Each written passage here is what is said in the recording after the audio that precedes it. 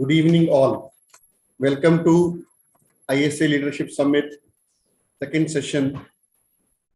Yesterday, we had a very interesting session by Mrs. Ravi Kumar, who discussed about Leader in Me, and it was an interactive session involving self-assessment and discussing about different leadership models. President ISA National, Dr. Venkat Giri, Office Bearers of ISA National, DC Member and Coordinator of ISA Leadership Summit 2022, Dr. Bala Venkat Subramaniam, Vice President ISA National, Dr. Anjali Bhure, distinguished faculty, Office Bearers of ISA State and City branches, and dear delegates. I'm very sure that we'll be having another interactive 2 hours of our so session today on Sunday evening, but it will be worth the time. And today we are having global experts in leadership who shall be sharing their knowledge and expertise with us on different modalities, working towards excellence, building a good team, and human factors. As Satguruji has rightly said, that integrity, insight, and inclusiveness are the 3 essential qualities of leaders. So I'm very sure that we shall be discussing about all this today. And for a team, it is rightly said that coming together is a beginning, staying together is a process, and working together is success. And we shall be talking about excellence, as our past National President, Dr. APJ Abdul Kalam, has rightly said that excellence is not an accident, it's a continuous process.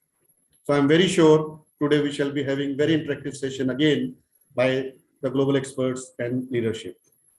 I, Dr. Naveen Malhotra, National Secretary, Indian Society of Anesthesiologists, welcome you all to the second session of ISA Leadership Summit 2022. Now I request the President, Dr. Venkat Giri, to formally inaugurate the second session and say a few words. Thank you, Naveen.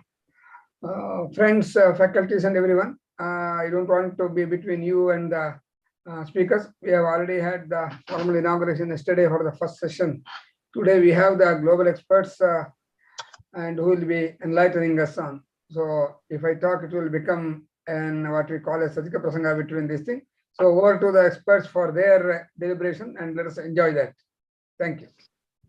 I now request Dr. Bala Venkat to formally introduce the first speaker and carry out the proceedings. Thank you very much, Secretary Dr. Naveen Malhotra. Thanks, President Dr. Venkatagiri, for formally opening the session, and all the senior members of the profession, ISANs, young postgraduates. I think today's session is going to give us an insight into what happens during the process of your evolution, and how all the speakers who are here, who have proved themselves both professionally, academically, administratively, and have held high positions in office. I'm sure they will going to give their insights on the challenges that they faced and how they overcame that. And this is in continuum to what we had a session yesterday by the leadership coach, Mrs. Ravi Kumar, who did a very interactive session, and she made us do a self-assessment to know where are we and what kind of leader we are, and what is that we can do to make us better. So with that as the base, now we will move on to this interesting session on life experiences. So to do this, we have excellent speakers from across the globe. And the first speaker of the day is a person who has done phenomenally well professionally, academically, as a teacher and as an author. And she's also been one of the excellent orators. And it's very, very nice to have Professor Chan YK with us here today. She's an honorary professor in the Department of Anesthesia, Faculty of Medicine, University of Malaya Medical Center, Kuala Lumpur, Malaysia. And she has phenomenal contribution to the growth of anesthesia in Malaysia and also across the globe, been actively involved in the World Federation of Society of Anesthesiologists activities in promoting anesthesia as a specialty. She's a great teacher, loved by her students, and the book that she's authoring is going, I'm sure, going to make a lot of ripples because she has gone into several intricacies, and I'm looking forward for that book to be released soon. And we have great pleasure in having Professor Chong Wei to speak on working towards excellence in anesthesia. Over to YK. Thank you, Professor Bala, for the very nice compliments that you have actually heaped upon me. And I would like to congratulate the Indian Society of Anesthesiologists as well for celebrating your 75th year in existence. It's very great to have arrived at your Jubilee milestone. So I intend to share my slides, and I hope I don't kind of mess it up because this part is usually very difficult for me. Okay. Are you able to see my slide now? Yeah, they are all visible. Actually heaped upon me. And I would like to congratulate the Indian Society I'm muting of all Anesthesiologists so that as well you're not disturbed. If there are any comments or questions, that can be asked in the chat box. It's very great to have arrived at your Jubilee milestone. So I intend to share my slides, and I hope I don't kind of.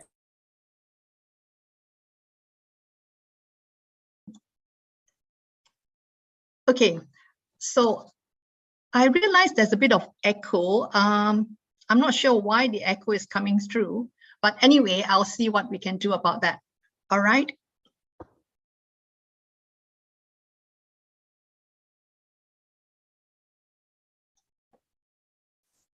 Okay, so I do send greetings, but I'm not sure whether to send greetings from Malaysia, where I hail from, or whether to send it from Mildura, Australia, where I'm staying with my son and having a great time, experiencing a great holiday here itself. Well, while I'm actually a bit confused about where my greeting should come from, I'm very certain that many of our patients who visit us in the hospital setting when they arrive for care are actually harmed by a lot of us because we have problems with care provision. And this is actually the kind of care that has been described by the Institute of Medicine in 2001 in the United States about what to do in terms of appropriate care. What are the attributes of appropriate care? It should be safe, timely given, effective, efficiently done with the resources that we have, and equitable to all strata of society. And most of all, it should be patient-orientated.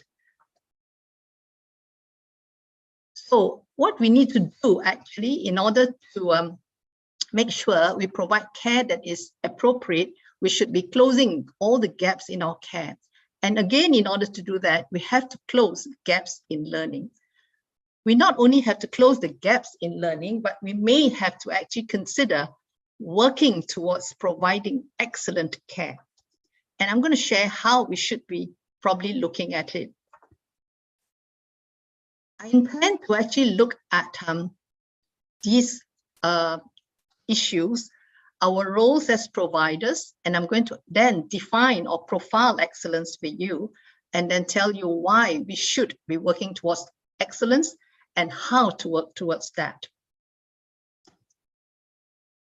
Jen Larson actually condensed our roles as anesthesiologists into 4, and he describes us as professional artists who actually look at our patient as a person with physiological needs, and we must provide care to match that particular needs of our patient. And we have to be also mindful of the patient as a person and not treat our patient as an object. And we are heavily involved in the hospital system, so we are actually servants to close the gaps in care. And chief of all, being anesthesiologists, we are the best coordinator in the operating theatre, providing care in terms of priority of patients' needs, because we do serve several patients sometimes at one sitting in the operation theatre and the intensive care. And we have to then balance it with our resources and do it with the best of our ability. And we do have wider roles as well as a doctor. And these wider roles has actually been described very well by the Canadian College of Physicians in 2015, where these 7 roles actually are there to provide effectively the healthcare needs of the people we serve. And it also describes the abilities that a patient should have that should be seamlessly integrated in such a way that excellent providers should have them. And I think it is appropriate for me now to look at these attributes of that has been described, where medical expertise is the central role of the providers. And this is actually integrated, where we apply our medical knowledge, clinical skills, and professional values in the provision of high quality and safe patient-centered care. And we must be good communicators, because with good communication, we can form relationships with our patients and their families that will facilitate the gathering and sharing of essential information for effective healthcare. And we also have to be good collaborators, working with our team members in the other disciplines to provide safe, high quality, patient-centered care. And of course, we are leaders, as was described last night itself, where we engage with others to contribute to a vision of high quality healthcare systems and take responsibility for the delivery of excellent patient care through our activities, either as clinicians, administrators, scholars, or teachers. We are also health advocates, and we contribute our expertise and influence to work with communities or the patient population to improve their health at large. And we work with those we serve to determine and understand their needs, speak on their behalf if they can't do so when required, and support the mobilization of resources to effect change. And we owe it to our patients with scholars to demonstrate a lifelong commitment to excellence in practice through continuous learning and by teaching of others, evaluating evidence, and contributing to scholarship. And lastly, we should be professionals committed to the health and well-being of individual patients and society through ethical practice, high personal standards of behavior, accountability to the profession and society, accept physician-led regulation, and ensure we maintain personal good health. So how do you define or profile excellence? Actually, excellence is when we can connect with our knowledge and skills in ways far above that of mere technicians.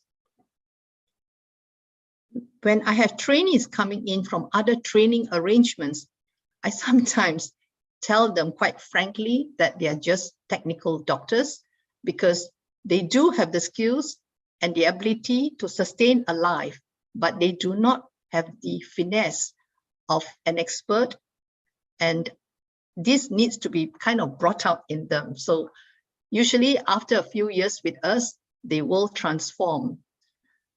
And excellence is actually doing ordinary things extraordinarily well. And doctors or providers with excellence has professionalism, and they do have these skills and abilities and knowledge and understanding, as well as demonstrate values and personal commitment towards the kind of care that we are looking at. So how do you define professionalism? Well, it is not easy to define, but Telstar says he knows it when he sees it. And some of the attributes of a person with professionalism can be seen here. And you would agree with me that if you have a lot of all these attributes, you will be said to have professionalism in you. And I'm going to share with you further definitions, and this would be: a professional is someone who can do his best work when he does not feel like it. And you have to perform at a consistently higher level than others. That's the mark of a true professional. And professionalism has nothing to do with getting paid for your services. Professionalism makes you stand out from the crowd. It distinguishes the best, and it's actually a motivating force to enforce shared promises worthy of your patients and the public's trust. And professionalism will actually bring about excellence because it will continuously define, debate, declare, distribute, and enforce the shared competency that is of high standard and ethical values that govern our work. How do you work towards excellence? Well, it is very important for us to remember that if we train our trainees to just look at books and skill management and develop the technical skills, they may not be able to get towards excellence. They should actually look at other elements such as task management, team working, decision-making, and situational awareness. And in anesthesia, this has actually been looked at as anesthesiologists' non-technical skills, or abbreviated to ANTS. And here we're actually looking at how to train our trainees to plan, prepare, prioritize, as well as to provide care that is of a high standard and using resources that are with us to the best of our ability. We also have to actually encourage them or show them how to work as a team and how to coordinate their activities with other team members. And of course, working as a team, it is very important that they learn how to exchange information and do so in a clear manner. And this is actually looking at the Iceberg technique, because I'm sure a lot of us have been caught in situations trying to get help for whatever we need help from, and we do it in a very long-winded, roundabout manner. But if we actually go for this Iceberg technique, we can actually do it clearly and within a very short space of time. And how do you go about doing it? You identify yourself and the patient, and then you tell the person at the other end of the line the situation itself. And within 5 structured sentences, you're able to transmit and request for the help that you need. So in these 5 sentences, the B would stand for the background. And again, the A would be how much, what have you assessed from the situation and what action you have taken, and then provide or request for the response or the rationale behind the call that you have provided, that you have asked for. So it's actually very important for us to do it in this way. And in order to learn how to do it, we should probably be looking at our senior consultants and see how they communicate with others. And you will see that all of them actually use this method of communicating, and that communication is actually very, very clear. You would notice that knowing the situation is part of the Iceberg technique, and it appears very high up, because once the situation is understood, you will actually be able to look at recognizing and understanding the issues as well as the problems in the particular case. And many a times when your consultants do walk in, they will probably be asking you, what's the situation like? Or are we in control of the situation? So situational awareness is something that most consultants actually put as foremost in their questioning as well as their discussion. And it is with situational awareness that we can ultimately go on to look at the options of care, and then to balance the risk as well as the options, and re-evaluate again as the situation progresses, And you can then realize that we will be able to provide the correct care. So how do you actually enhance excellence? Well, we say that it is a non-measurable competency, but it can be enhanced through proper training, providing adequate experience for the trainees, as well as to encourage them to continuously reflect upon the experience. And all these will lead to increased tacit knowledge in us. So maybe we should probably look at how we acquire knowledge. Knowledge is actually comes through to us as we socialize and we empathize with the experience. And then we articulate it to give it some form. But all this will only be explicit knowledge.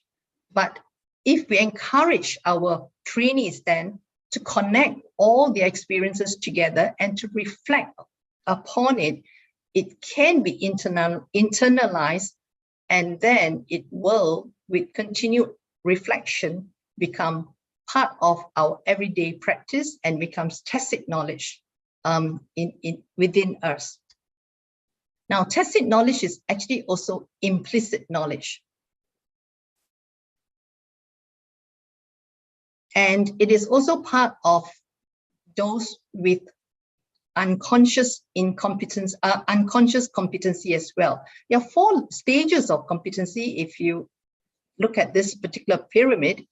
And in the first stage, where you do not recognize the deficit, you are actually unconsciously incompetent. But once you recognize the deficit, you have actually arrived at stage 2, where you become consciously incompetent. You recognize the deficit, and that's the stage you are in. Now, if you remember what Confucius said about the wise man being somebody who knows what he knows not. So all the wise men do not actually waste their time in this particular stage. They are already into stage 2 of competency. Once you've recognized the deficit and then you work on the deficit, you become consciously competent. But at this stage, when you are very conscious of what you're doing, it has a heavy conscious involvement, which means to say you have to put a lot of energy into doing that particular skill. But if you continue to work on it, and that skill becomes second nature to you, you then arrive at what we call unconscious competency. It becomes second nature, and more important, there is minimal effort required to carry out the task, and you kind of enjoy the task. So when you have actually built up tacit knowledge, the knowledge will then stay in the background as an integrated part of the professional itself. It will guide the management of the clinical phenomenon and situation. As an aside, I must give you an example of our badminton player in Chong Wei. I'm not sure whether you know who Chong Wei is, but Chong Wei was our badminton player, ranked as #1 at one stage of his career. And what happened is, if he was a #1 player, ranked #1, he should actually be playing at this stage, which is unconscious competency level. But the thing is, if he was #1, he should also at one stage or another be able to get the gold in the Olympics, but he never did. And why so? Because his opponent is usually Lin Dan from China. And Lin Dan from China is actually a very good player as well. And the problem with Chong Wei is every time he meets Lin Dan, he actually reverts from unconscious competency to conscious competency. So he actually hijacks his energy from, and he never attains unconscious competency when he's actually playing with Lin Dan itself. So he's always, in fact, in 2 competitions in the Olympics itself, both were silver for him. So are there obstacles to excellence? Yes, it is very important to understand that we must never allow our trainees to just follow explicit rules, protocols, and guidelines as the base for learning, because then they will never reach the more advanced levels of expertise seen in excellent practitioners. So we have to discourage our trainees to just work by the book, and they will never they won't experience the complex and challenging situations that all these that will allow tacit knowledge to mature in them. How else can we actually develop this tacit knowledge? We can have coaches to help us. Atul Gawande, the surgeon who was part of the team that spearheaded Safe Surgery Saves Lives, actually, was also a kind of a journalist. And he actually, when he was 8 years into his experience as a surgeon, felt that he needed somebody to bring out the best in him, because he felt that, you know, if all the sportsmen have coaches, why can't he himself have a coach to bring the best out in him as well? So he asked for his mentor to be his coach and to improve him further. So what do coaches do, or what can coaches do for us? They can actually help, teach, guide, advise, support, and encourage us in our endeavor to become excellent. And it helps, they do help, with their help, we can actually shorten our learning curves. Of course, the other thing that we need to do if we are going to be excellent is, of course, to work hard, because practice makes perfect. And most of the time, the performers that you see in the arts have actually put in lots and lots of practice. They have done 10,000 hours of work in order to become who they are.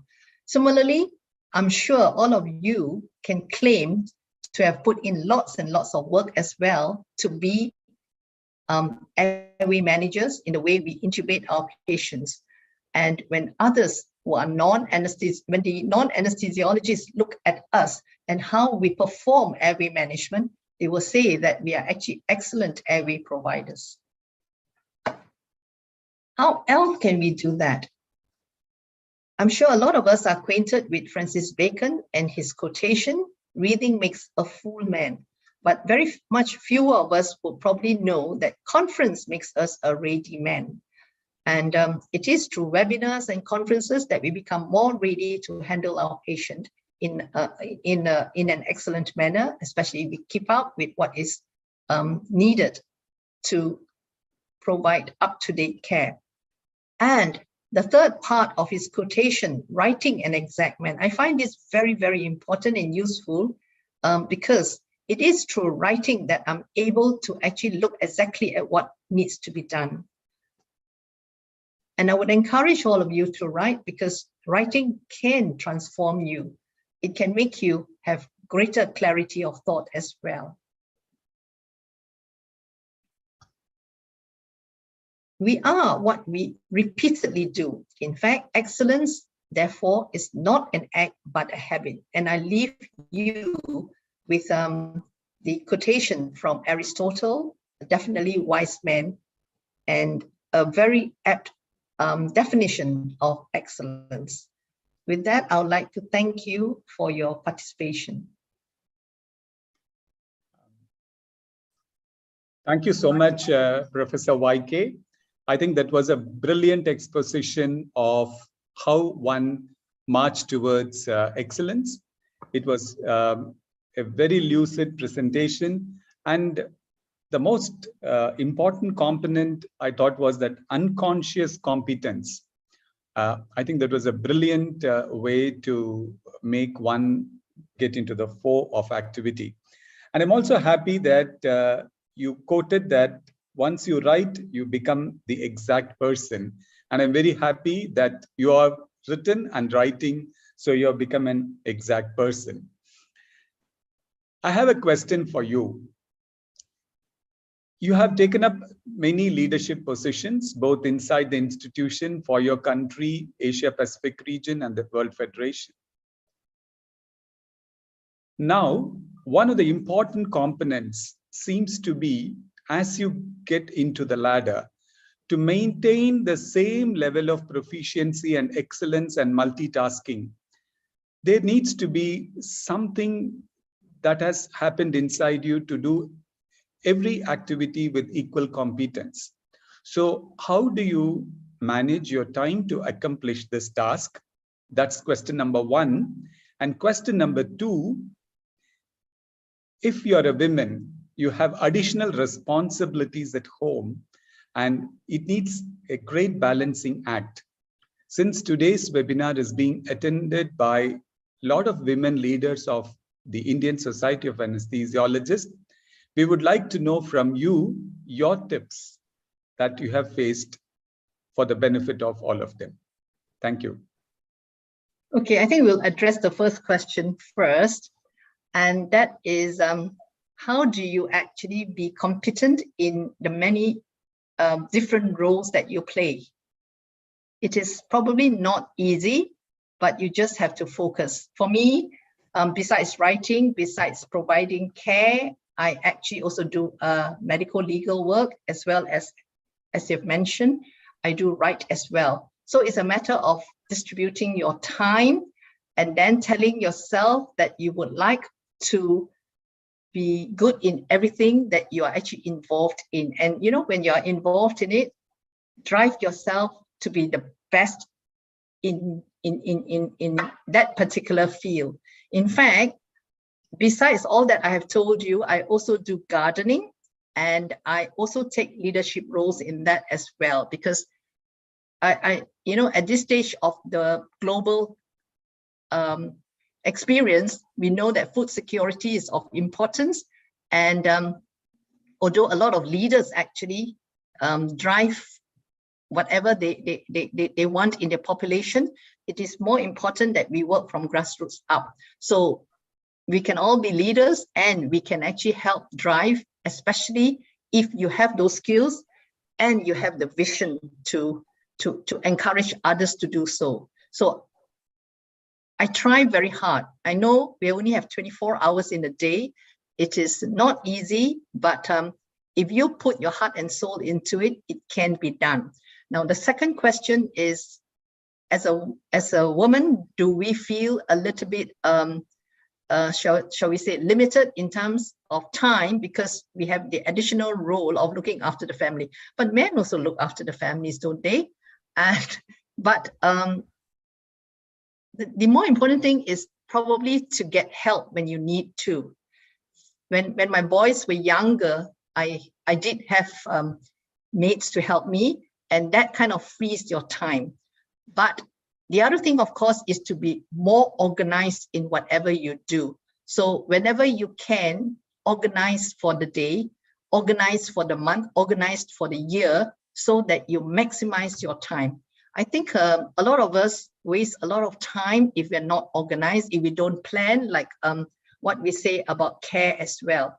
You know, if you don't plan, you're planning to fail. So similarly, if you want to be efficient, if you want to be effective, if you want to be an excellent provider, organize your time, plan accordingly, and plan properly.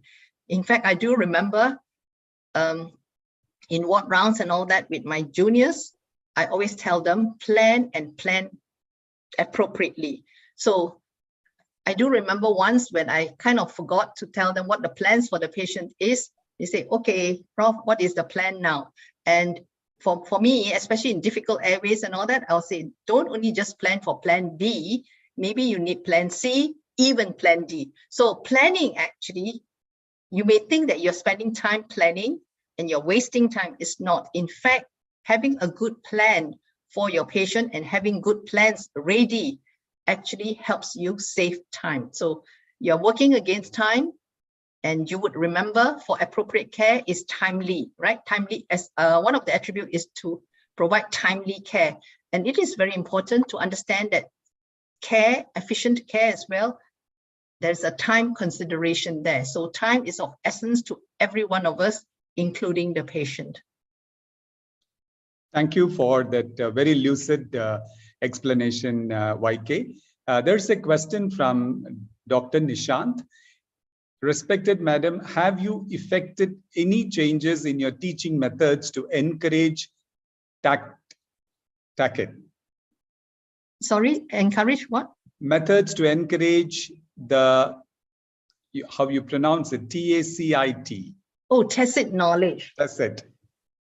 Yes, actually, I like to interact with my medical officers and then look at how they do things, and then use that particular experience for the day, and look at learning around that kind of experience.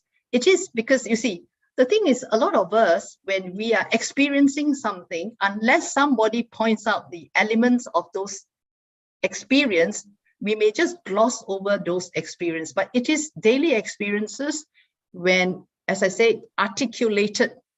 That's, you know, teachers help you articulate to a certain extent when they question you, when they ask you to share your own experiences with them. They're making you articulate this experience itself.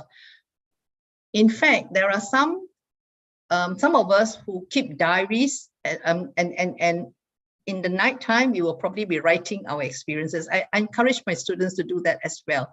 And for me, how do I actually kind of internalize my experiences? It's like talking about the same experience many times. You will actually convert that particular experience or that particular part of what you're learning into something that can be internalized, because you're when you write, you're actually reflecting upon the experience itself. And it is through continuous reflection that we get it into our system. And once it's in the system, that's why writing is so important. Once we get it into our system, it becomes so much an unconscious part of us. So you've actually arrived at that stage where you are unconsciously competent.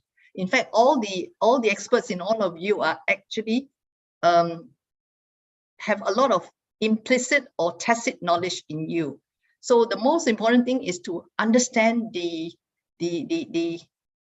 knowledge does not come out easily. It is there, but if it is done well with repetition and you have done lots of reflection, it will ultimately guide you into what needs to be done, but you're not conscious of it. You know, it's a response that comes out because you have that body of knowledge in you. That was a brilliant answer, and I think truly reflected about, now I can clearly see that you're unconsciously competent to answer all these questions. So that's absolutely wow, that's brilliant. A huge compliment from you, Dr. Bala. Now, can I ask Dr. Naveen and Dr. Giri to share their thoughts on this talk? Some more compliments are coming in chat box, madam, for you for the excellent talk. And people are superb, excellent, nice. Thank yous. Lots of thank yous are also coming. And Dr. Rajiv Gupta has put a question to you. What is your take to cultivate leadership in youngsters to help you work better, saving your time and energy? Sorry, can you repeat again? Sorry, I wasn't concentrating there. What is your take on cultivating leadership in youngsters to help work better, saving time and energy?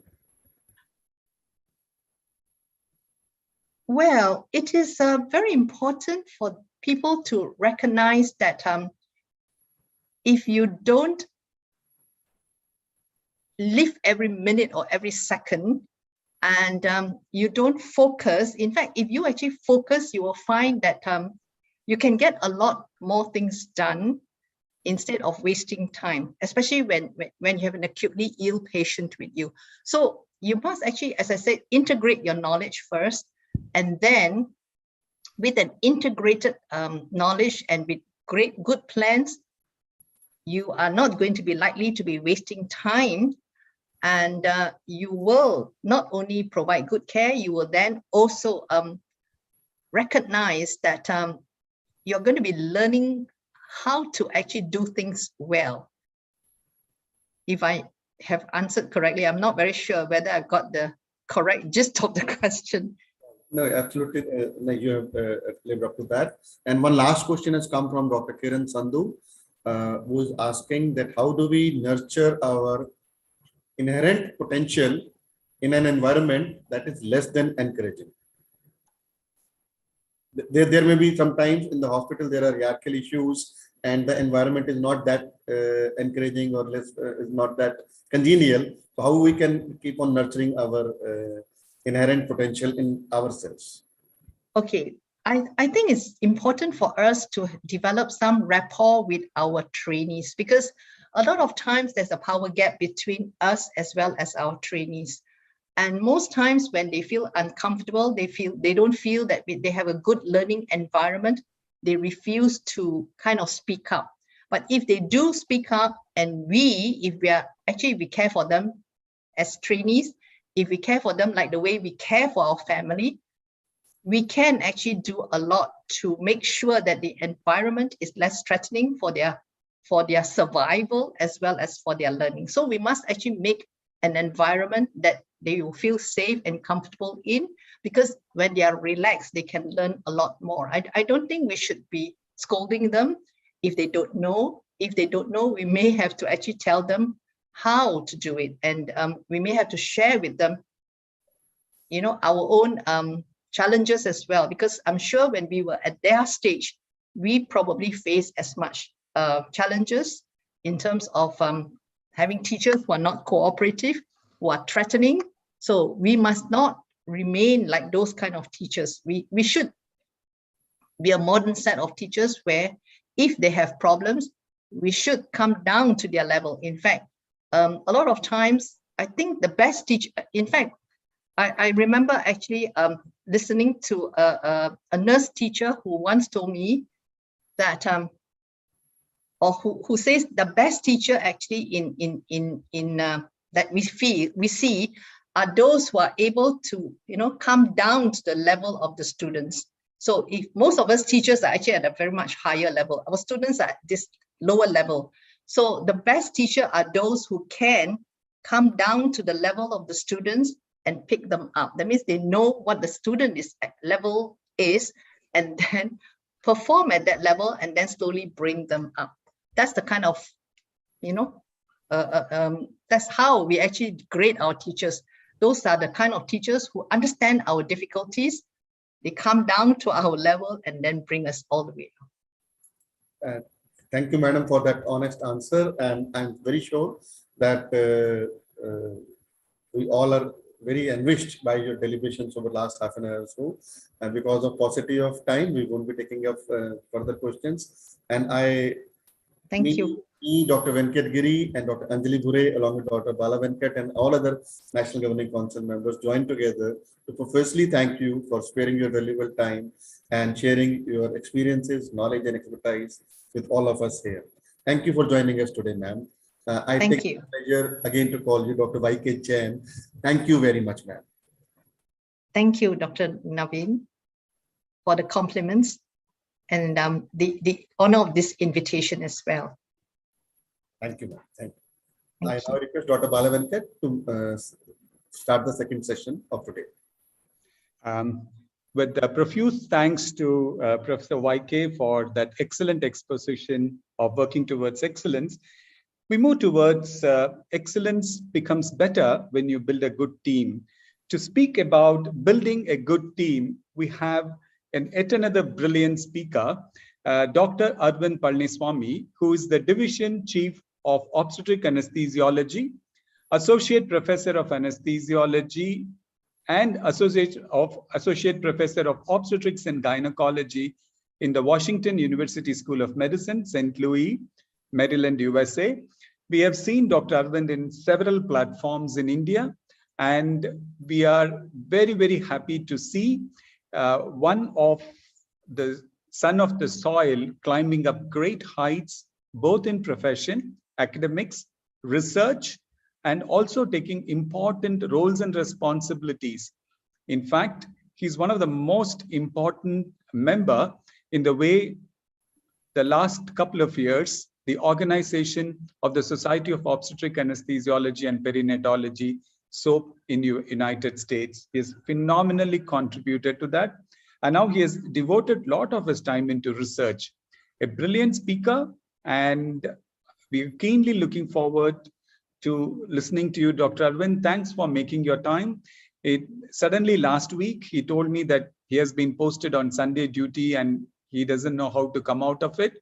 And if you are a good team person and if you are a leader, you know how to come over these challenges. And as he did it today, he wriggled out of the tight corner and he's with us live. Presenting to you, Dr. Arvind Palniswamy, who's going to speak Building a Great Team. Over to Dr. Arvind. Good evening, everyone. And thanks, Dr. Balu Venkat, for your kind words of introduction.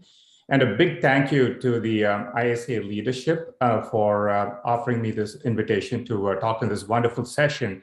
I have a really hard task to follow, to emulate Professor YK Chen, but I'll try my best over the next 20 minutes to describe the broad principles of how to build a good team. That was the title of the topic. And I realized, why don't we be a little bit more aspirational and actually aim at building a great team? At least even if we fail, we'll end up with a good team. So Dr. Balu Venkat had asked a question about how women anesthesiologists balance their time. I wanted to share a trivia tidbit, which is probably not widely known. So one of the world's first women anesthesiologists was an Indian anesthesiologist. Her name was Rupa Bai Fardunji in Hyderabad. And she was one of the first anesthesiologists to use chloroform in India. So credit to all the women anesthesiologists in India. And I just wanted that to be shared on a national forum. So how do we build a good team? Is it a science or is it an art? And I think over the next 20 minutes, I'm going to tell you that it's probably a bit of both. You know, you need some scientific elements to put the team together. And then you need to have the soft skills, which I call art, to be able to blend, mesh, and meld them to work them as a team.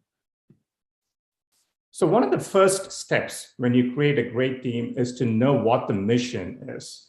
You need to know what you stand for. And this is widely applicable to a big organization like the ISA. It could be applicable to an academic department in a big teaching hospital, or it could be applicable to a group of 10 private practice anesthesiologists trying to set up a private practice group in a suburban location. So it doesn't matter what organization it is, but as long as you know what your overall mission is, it would be very helpful in building a good team.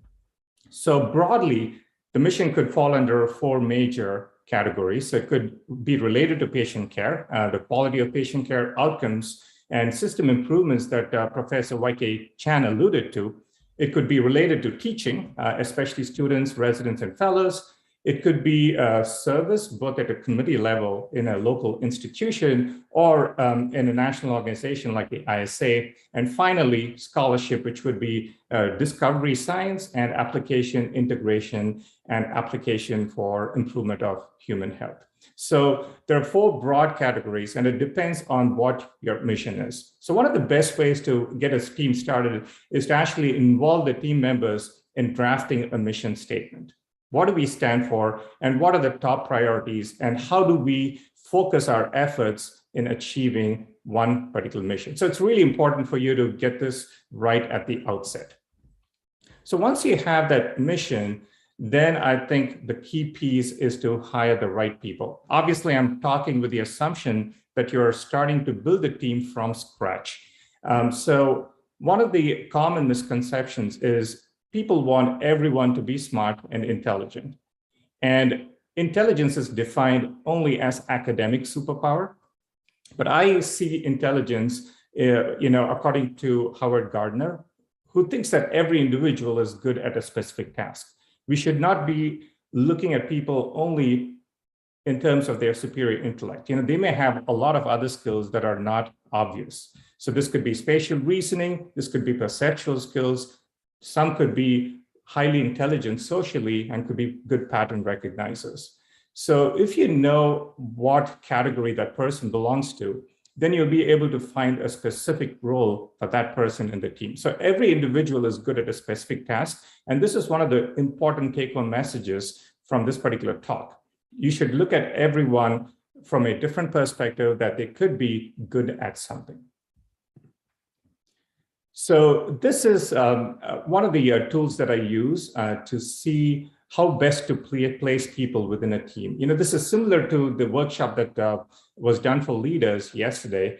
Basically, you rate the personal and the professional skills on a scale from low to high, and then you see where the particular person in your team falls. For example, if someone who scores really low at a personal and at a professional scale, they're unlikely to succeed. They're probably not a good fit for your team.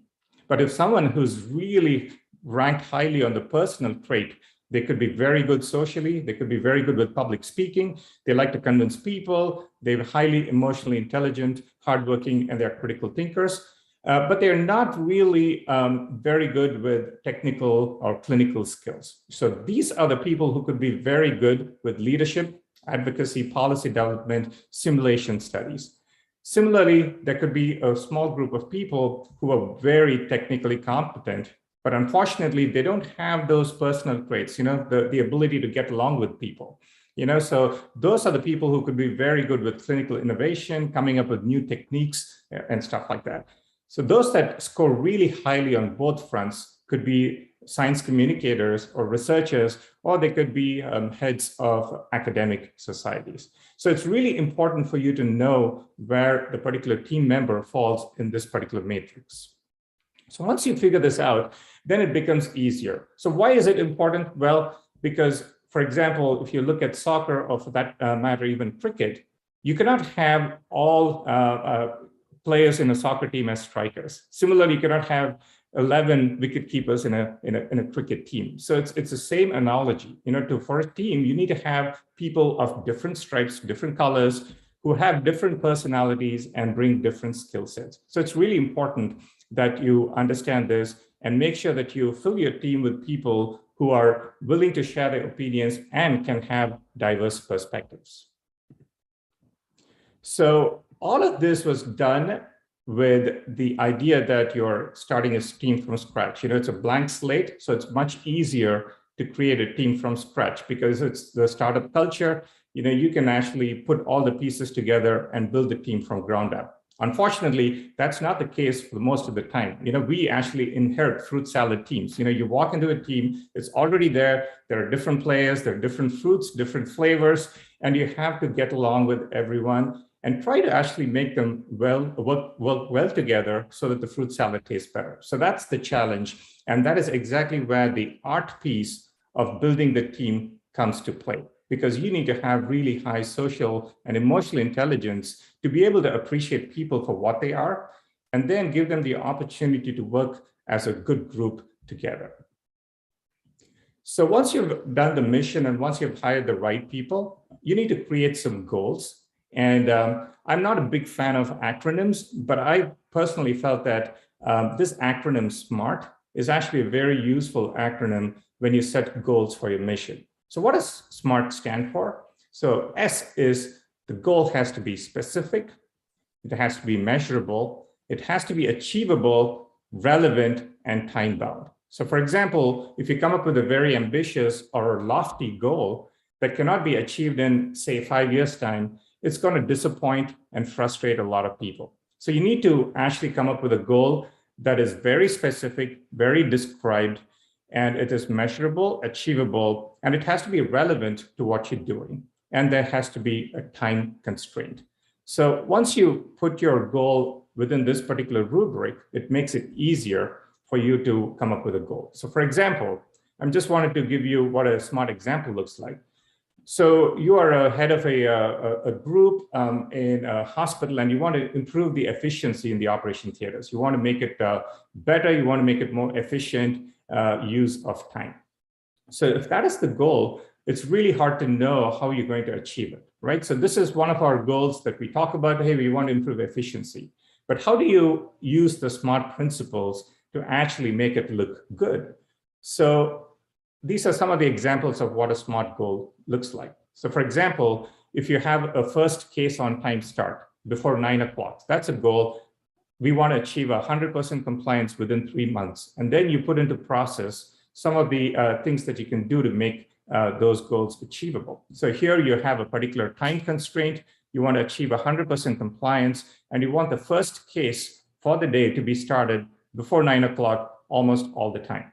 So that's a SMART goal. So that is definitely relevant, that's achievable. So that's one of the ways you can implement SMART goals. And similarly, in between cases, a lot of time gets wasted, operating room time gets wasted. So you can say, well, I want the turnaround time between cases to be less than 30 minutes. In, for example, non-cardiac operating rooms, because cardiac operating rooms take a little longer for prep and setup.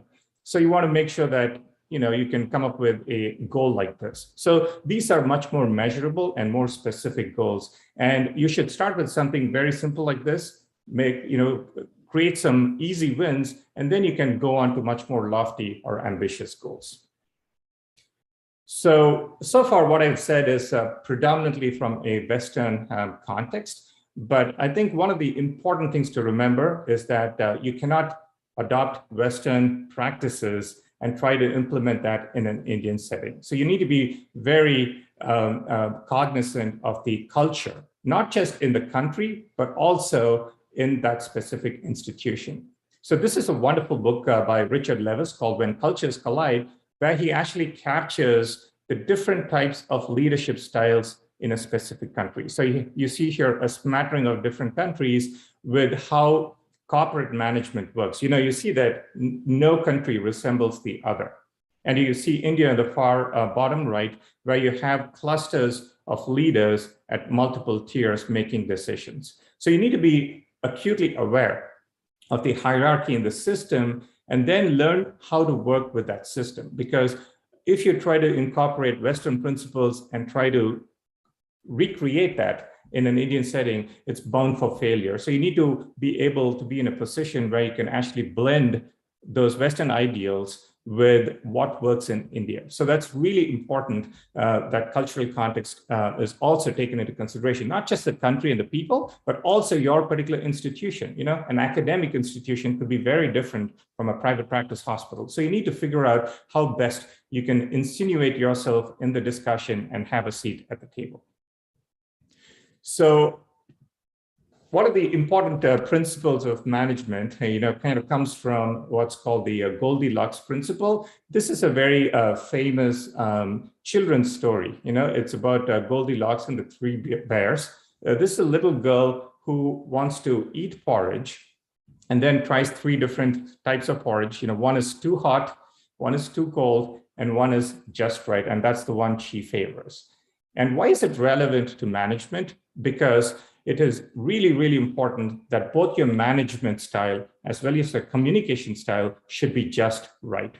For example, if you are one of those leaders who doesn't communicate frequently, I would call it too cold. What it does is that it creates a lack of accountability because you're not reaching out to people. So people don't feel engaged and they don't feel accountable. And needless to say, there's also a lack of connection. On the other hand, if you're a micromanager and you're constantly harassing people, did you do this, calling them every 2 hours to see whether they've done the job that you assigned them to? That's the monkey on the back. That's too much of communication. And if you're one of those leaders sending out emails almost every day, nonstop, without really giving people the time to process that information, it's going to cause information fatigue. So what I would recommend is trying to take a couple of steps back. If you have a lot of information to share, compile them together in one email and send them out at least once a week, summarizing what's going on rather than constantly bombarding people with information. And when you're unable to do any of that, just reach out to individual people just to check in on them and see how they're doing. So this is where the Goldilocks Principle comes in. So don't over-communicate and don't micromanage. These are 2 really important things for building a great team.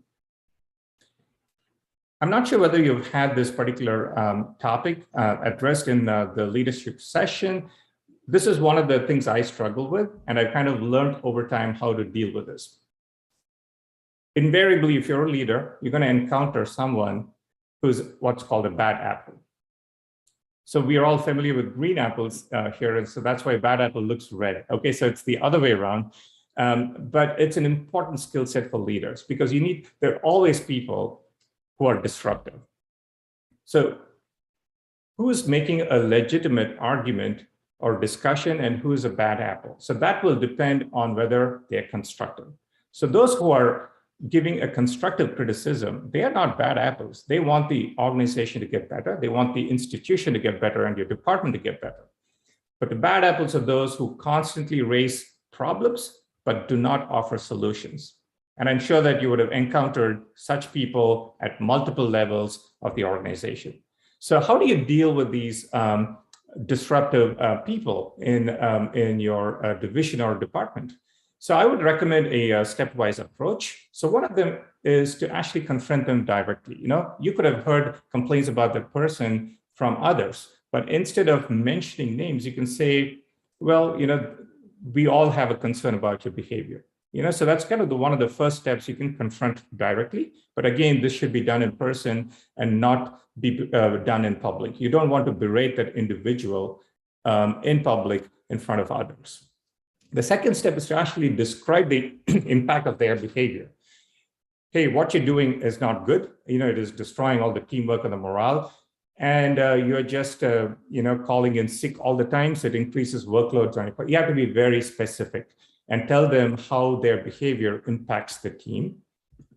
And the third step is you have to tell them the type of change that you would like to see. You could say, well, you have to cut down on this. Do not speak ill of someone in public, and do not air, dirty laundry in public. If you have any concerns, come to and talk to me. So you can actually make it very direct and professional and personal at the same time.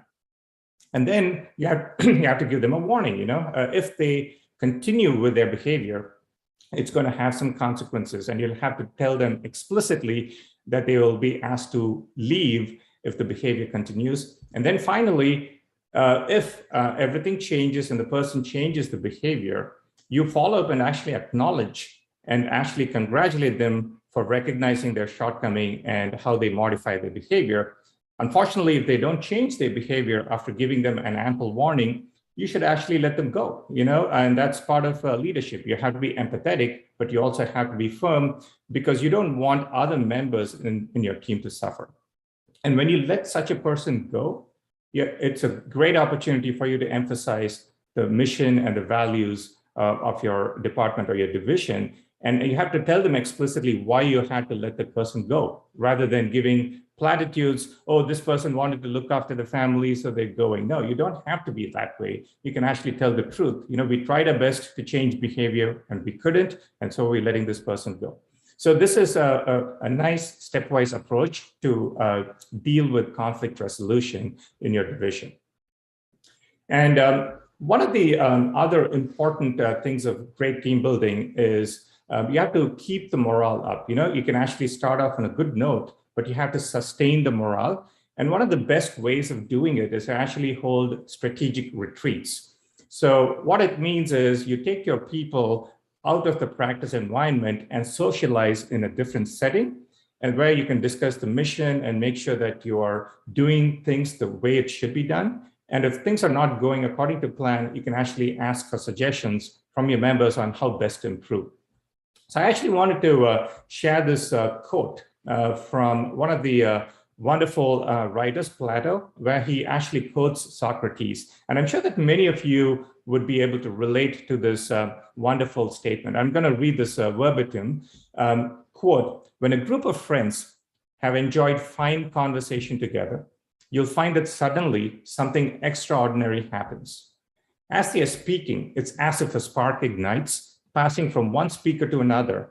And as it travels, it gathers strength, building into a warm and illuminating flame of mutual understanding, which none of them could have achieved alone. And I'm sure that many of you would relate to this statement. I've come across some really inspiring conversations which really provoke you to act right away. And having these retreats and having these meetings and having these sessions are a wonderful way of getting people together and inspire each other.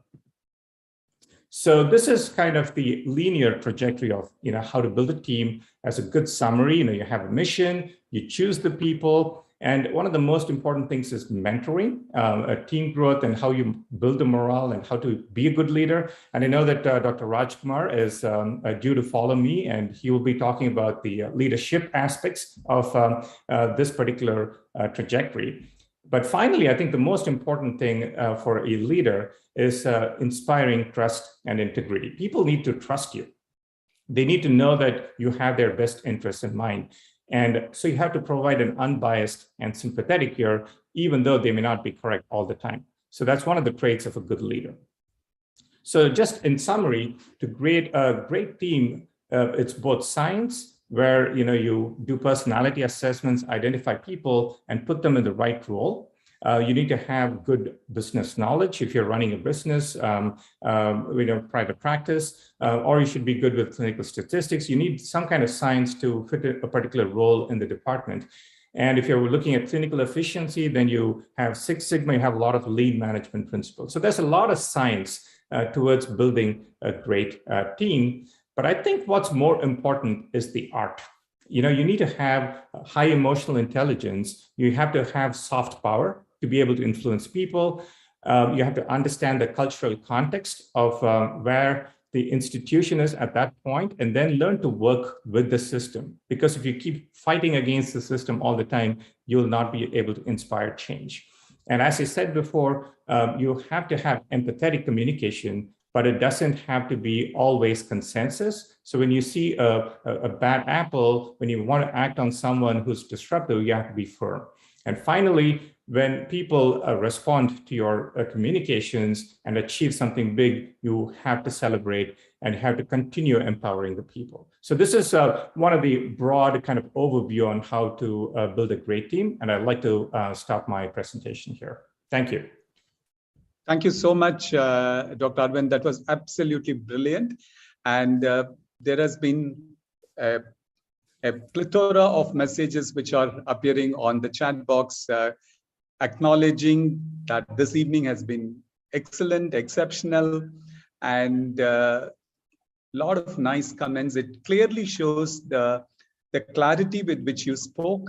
And I think one of the most important thing was the conflict resolution and the methodology adopted for conflict resolution, and then how you go with the team to build something which is always thought impossible alone. There are a couple of questions too. Dr. Sanjeevni Inamdar is asking a question on how do we really get into we said character specific work, and how actually, what's the training that you need to undergo? Is there anything special that you need to learn to make this happen? I think what is really important is to have an open mind. I can tell my own experience. I started as an associate director at the Brigham and Women's Hospital. I did not have any formal training. And what I did was actually look up to leaders for two reasons. There are good leaders and there are bad leaders. And so you learn all the good things from the good leaders, and then learn from the bad leaders how not to be. I always tell myself, oh, this is not what I want to do, when I become a leader. So that's how I coached myself.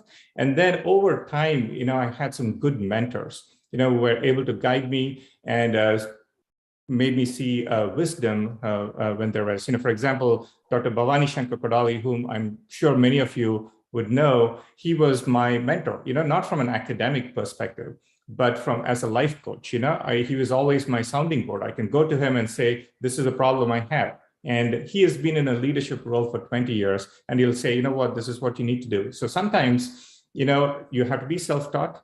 Sometimes you learn from others. And sometimes, I wouldn't say sometimes, but in fact, you need to have a very good mentor who could give you unbiased, unvarnished advice, so that and who can hold a mirror so that you can actually change the way you approach conflicts. That's a nice, very clear answer to that question. And So which means clearly that it doesn't need any formal training. You keep your observation powers to its best and then get a correct mentor to guide you to get in there. So that said, Dr. Malamankat, there are a couple of management, team building workshops. There are a lot of things which can be done in a very subtle way to inspire change. For example, I saw a couple of questions. Sorry, I'm stealing your thunder, Dr. Balavenkat, but I just noticed a question from Dr. Grewal. How do you deal with disruptive senior people? So people who are actually above you in the hierarchy. That's a great question, and I think the best way to do it, obviously, you need to have a channel along the hierarchy, because there has to be a pathway to escalate concerns. Unfortunately, I know that in an Indian setting, sometimes it may not be possible.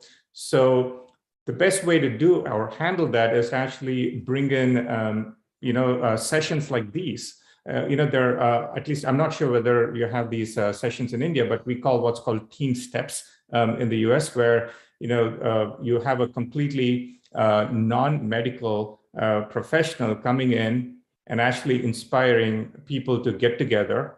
They do team building exercises. I know it sounds very silly, but it actually inspires a lot of change. It makes leaders who are not good leaders actually think about themselves and wonder, oh, I could have done this better, and that is the only way to keep sculpting at the edges and hopefully, get them to a fine product.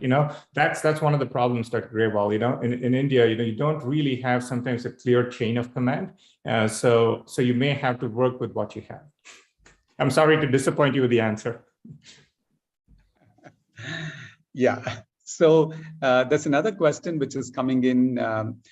This becomes a component of almost every session, and this is related to gender bias and leadership. So what's your take on this? I'm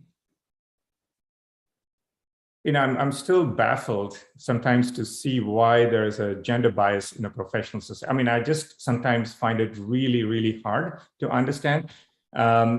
Maybe that's because and I see this happening elsewhere, not in anesthesiology though. I have to tell you that in my department, almost 60% of leaders, among the 4 vice chairs, 2 of them are women. Our biggest division is critical care, which has almost 60 faculty members in itself, just the ICU division.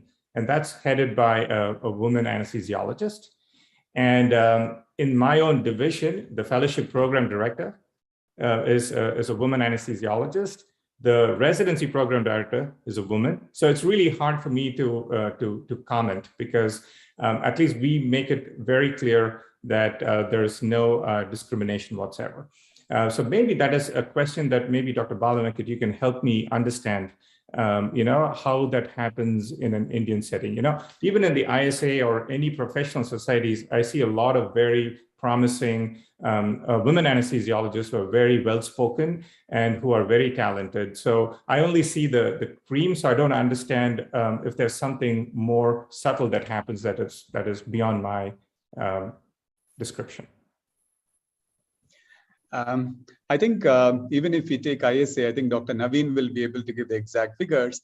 There are several women leaders who have done exceedingly well. So I think even we fail to understand if there is a real concern of a gender bias. And Dr. Naveen, what do you think about it? I have been interacting with almost all the members at a personal level also. And I'll give a totally unbiased view. There is no gender bias. There are simple priorities. If they want, they do it and they achieve it.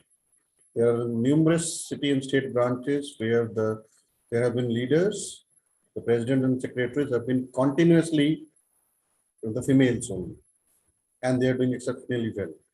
So there is no need. There was at times some point of time there was some talk going on having a particular set of number of seats for females, but the females themselves objected that we don't need such type of quota or like that percentage of office bearers should be females, because when we want to, we will achieve it, and we are capable of doing it.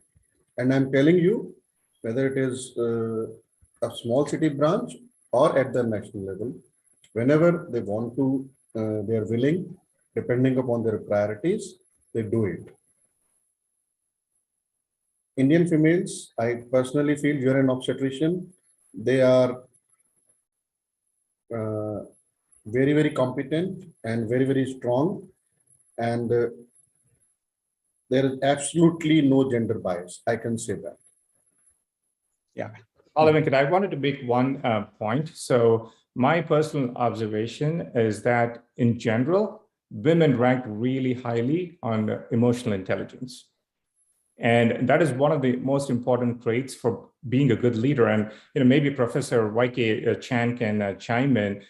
In my own division, I see that they come up with some brilliant ideas on how to get people to work together, which sometimes bypasses me. And so I think that's one of the important leadership attributes.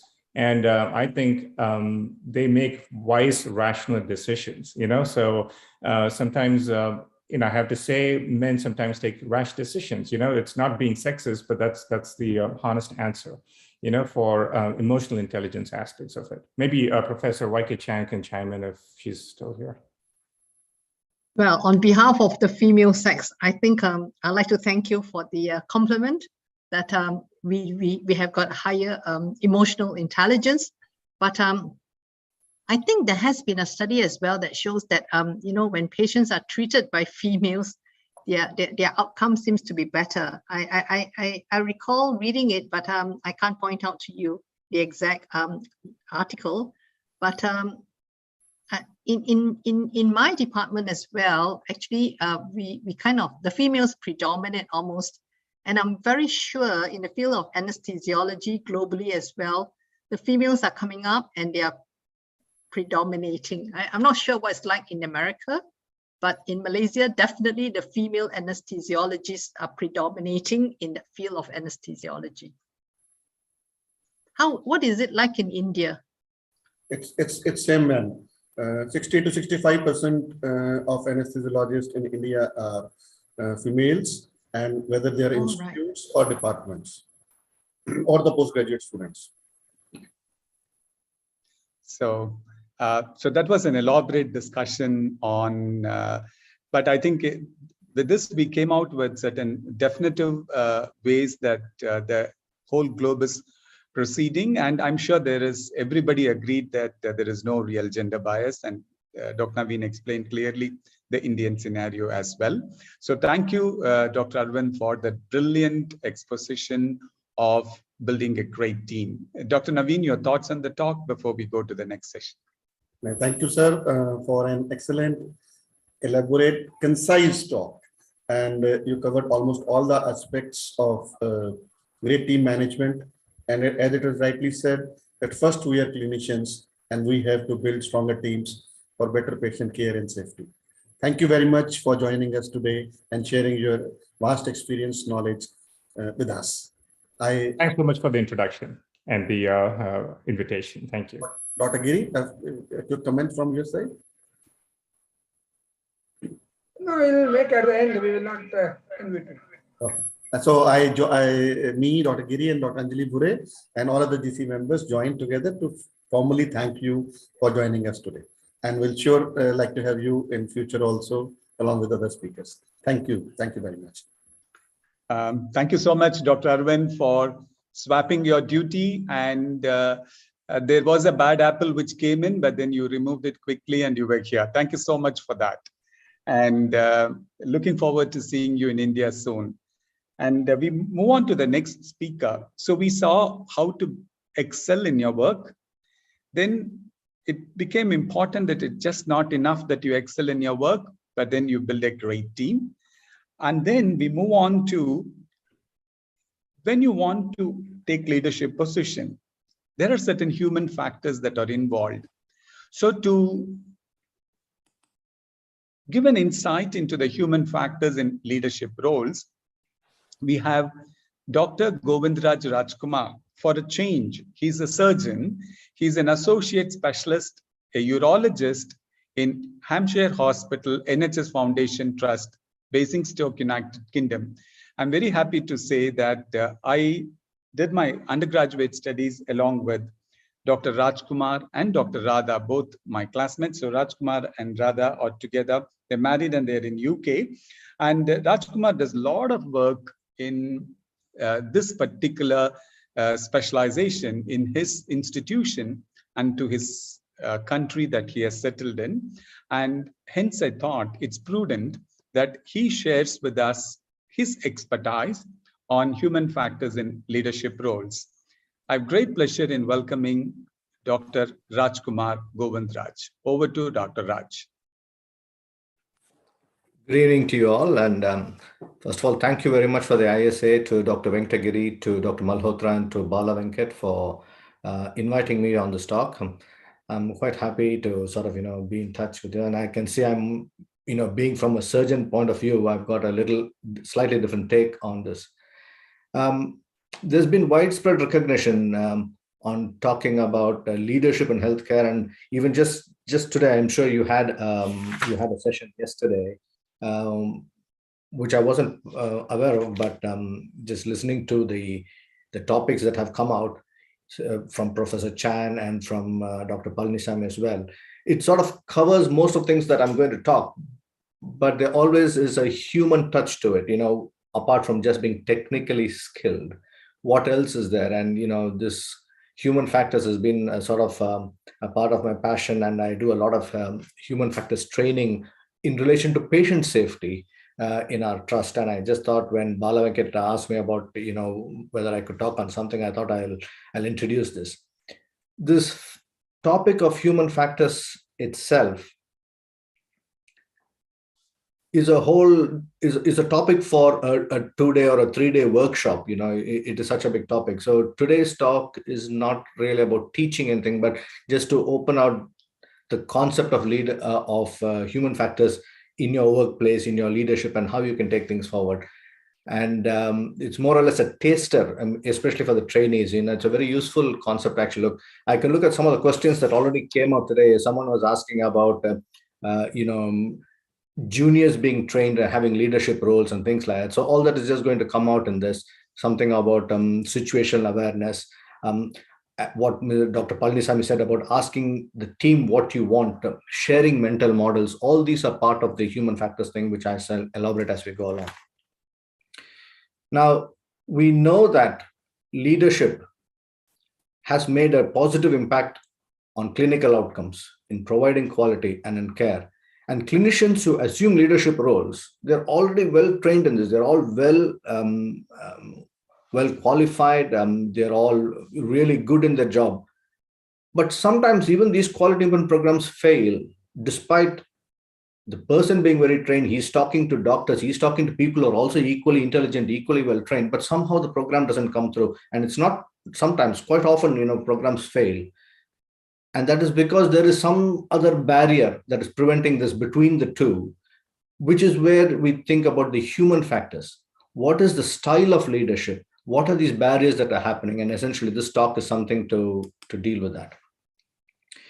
What is human factors itself? Human factors is not just generally our characteristics, but it's now a well-defined science. It's used in safety critical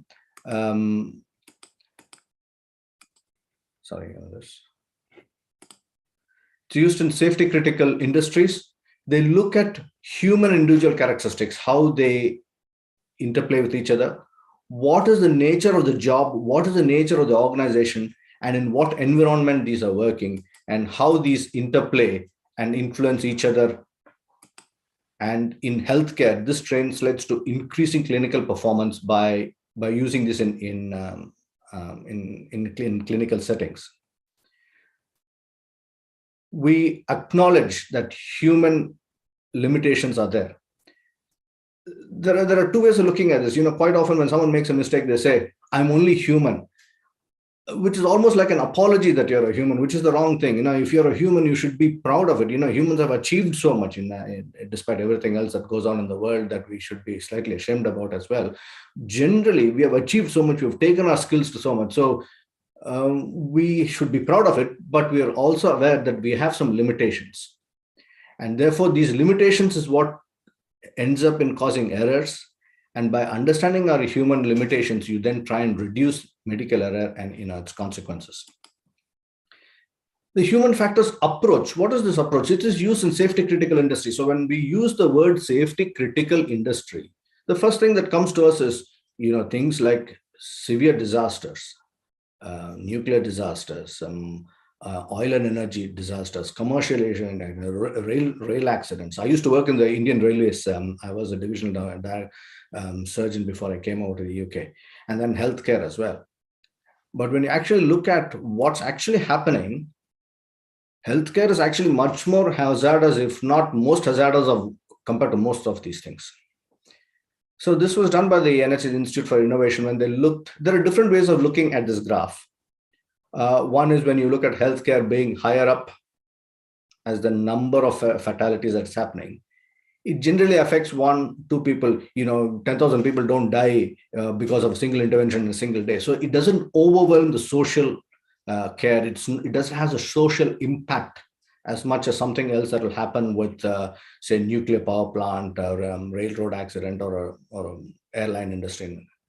In that way, the number of healthcare events, fatalities, or incidents, they are occurring on a daily basis, but they affect only individuals. They occur in a much less impact, but it's happening at a much higher frequency. And if you draw this orange line, if you draw it across like this, if you look at the number of deaths, we far outweigh anything else in terms of nuclear power and things. So healthcare is hazardous. So it's very important that we try and see what we can do to try and mitigate this. Now, when we look at human factors and errors, these critical industries, oil and natural gas, nuclear, they're all by very highly trained professionals. You look at pilots. Pilots are very highly physically fit and mentally fit guys as well. They don't come to the hospital. They don't go to work thinking they're going to crash a plane. It still does happen. Doctors, you're all trained, in various levels. You're all toppers in your school, in your college, in your work, in your post-graduation, and then mistakes still do happen. We don't train for mistakes, but these mistakes still do happen. The difference is when it happens to an industry, they think, oh, there's something wrong in the industry. There are pathways that we need to look at. But when a doctor makes a mistake, the first thing the doctor gets is the doctor gets blamed. That particular person gets the finger pointed at. And that is the most, most hurtful thing, that we somehow think it is that doctor or an individual who has made this. And when we start looking at systems and when we start looking at human factors, what is this factor training? What does it do? Human factors is actually looking at how the system is actually responsible for this. How can you identify this? What are variable factors that you can actually identify? How you can approach this errors without actually trying to blame anyone or without trying to punish anyone, which is the usual course. When something goes wrong, you did this mistake. We get this. I've trained in India. I was a trainee surgeon in India, and it still happens in every place. But we have to change that line of management, because that you have to have an organizational learning culture that even the employees, even the doctors have to buy into it. Appraisal would be a good way to start off with. Doing self audits is one, and therefore, as you do this human factors training, it then reduces the frequency of error and therefore its consequence. And once this happens, it begins to improve the organizational efficiency. It goes away from technical skill. We've learned a lot about tactic knowledge, about, going from, different levels of competencies. But beyond this, there is a non-technical skill. It's called non-tex, as Professor Chan actually mentioned. And non-tex is a way of looking at non-technical skills, which pilots and other, higher other training, human factors training, base their cornerstone on. What are the benefits of this? It benefits the individuals for their own learning and part of the teams and organization, And it helps, especially in dynamic and very unpredictable circumstances. When you're doing fairly routine operations, there is a certain kind of complacency that can develop, which can lead to problems. But especially in unpredictable circumstances, as it happened with the COVID situation, as you're all aware, and it helps to maintain quality and therefore improve clinical outcomes. This was a story that I came across, which prompted my test. I'm sure some of you may have already heard about this story as part of your training. It was part of an anesthetic and an ENT operation that went wrong. Mrs. Bromley was, she was 37, she was fit. She went for a very routine operation on a sinus, what would have been a 15, 20-minute procedure. It went wrong. There were 3 trained surgeons. There were anesthetists, consultant anesthetists, trained nursing staff, ITU care available, and it still went horribly wrong. And she never recovered, and she had hypoxia. There is you can look up. I don't want to go into the details of it because that itself will take a long time. For constraints of time, I just mentioned the story. But her husband, Martin Bromley, who you can see in the picture, he insisted on an independent review, which then picked up there were so many human factor errors that led to this. And he has started this clinical human factors group. And I will come back to this at the end of it to explain, just to give an insight into this. And the idea was not to blame anyone. It was just to make sure that these things don't get repeated again, and how we can understand what actually happened and how to deal with it. When Martin started off this clinical human factors group in the UK, he was an airline pilot who worked for British Airways. A part of British Airways training then incorporated this, and the British Airways team then came to our hospital to give us a training session on human factors, which is what got me interested in human factors subsequently. The human factors itself, it started off in the 1990s, and the original thing was, this is from the Department of Transport in Canada. So they looked at what are the common human errors that lead to problems, and this is called the Dirty Dozen. Gordon DuPont actually came up with this: lack of communication, distraction, lack of resources, which all seem to be, quite straightforward. Stress is something that's become more and more it's more defined now than what it was 30 years ago. We have acute and chronic stress, and how much levels of stress that we can make. Complacency and lack of teamwork, and how often we have heard these terms like I come here, I do my job well, I don't want to get involved as long as I do my job well. That itself is a risk factor for error. If you're not aware of what else is going on, or you don't want to interact with someone else saying, oh, he's a very tough guy, I don't want to involve with him, I will just keep away, I'll just do my job, let him do his job. This leads to a lack of awareness and lack of situational awareness. This is a term that Professor Chan actually used. Actually, a lot of my talk, I'm actually not telling you anything new. It's all that has been mentioned by various other talks. And I'm just sort of, it's all collating it together, because you see these terms then have a common element, that there is not a technical skill that is being missed over here. He couldn't do it because he didn't know how to tie the knot, or because he didn't know what medicine to use, but he didn't want to ask for it, or didn't know how to ask for it, or didn't give the proper instructions. It becomes a sort of a human error that has actually led to some of these things. The last one is in this particular thing is called the norms. This is actually the cornerstone of all sort of human factors training that goes on. Norms is, this is what we do in this hospital. You come trained from somewhere and say, can I do this? I used to do this. No. You don't do that. In our hospital, this is how we do this. This is how we do in this area. And it's sort of, that itself is a barrier, which to some extent, while it's done mostly for safety, you think, oh, I don't want someone else to come and, rock my boat. It's also stopping us from learning, how we can do things better. Now, human factors, so this is the kind of approach to this. And while it looks very complicated, if I start off from perceptual to cognition to emotional to physical, and this is generally the pattern as to what we think. I'll give a very small example. When I came to UK about 25 years ago, I was in theater. I was training in urology. One of the consultant surgeons started TURP. sort of a slight burning smell. If anesthetists, most of you would have assisted some urology procedures. Sometimes you will know that there is a peculiar kind of smell when you do the TURP. And the operation went on for some time, 5-10 minutes, and things weren't making. The professor was saying it was not cutting. What we could actually understand was that there was a smell there that looked like there was something burning, but it was not the prostate well. There was a difference to it. It was actually skin burning. There was an improper plate attached to the skin, and that itself should have prompted us to do something very early in that, which didn't happen at the time. And I'm just coming to tell you, when we look at perception, it's not just sight, sound, smell. It's what you perceive, what judgment you give to it, and there was a difference to it, which then makes us go on to recognizing it from previous experience. I have not had an experience before of it. That's the first time I heard it, but I knew something was slightly different, but I didn't know what it could be. Now I would never forget it again.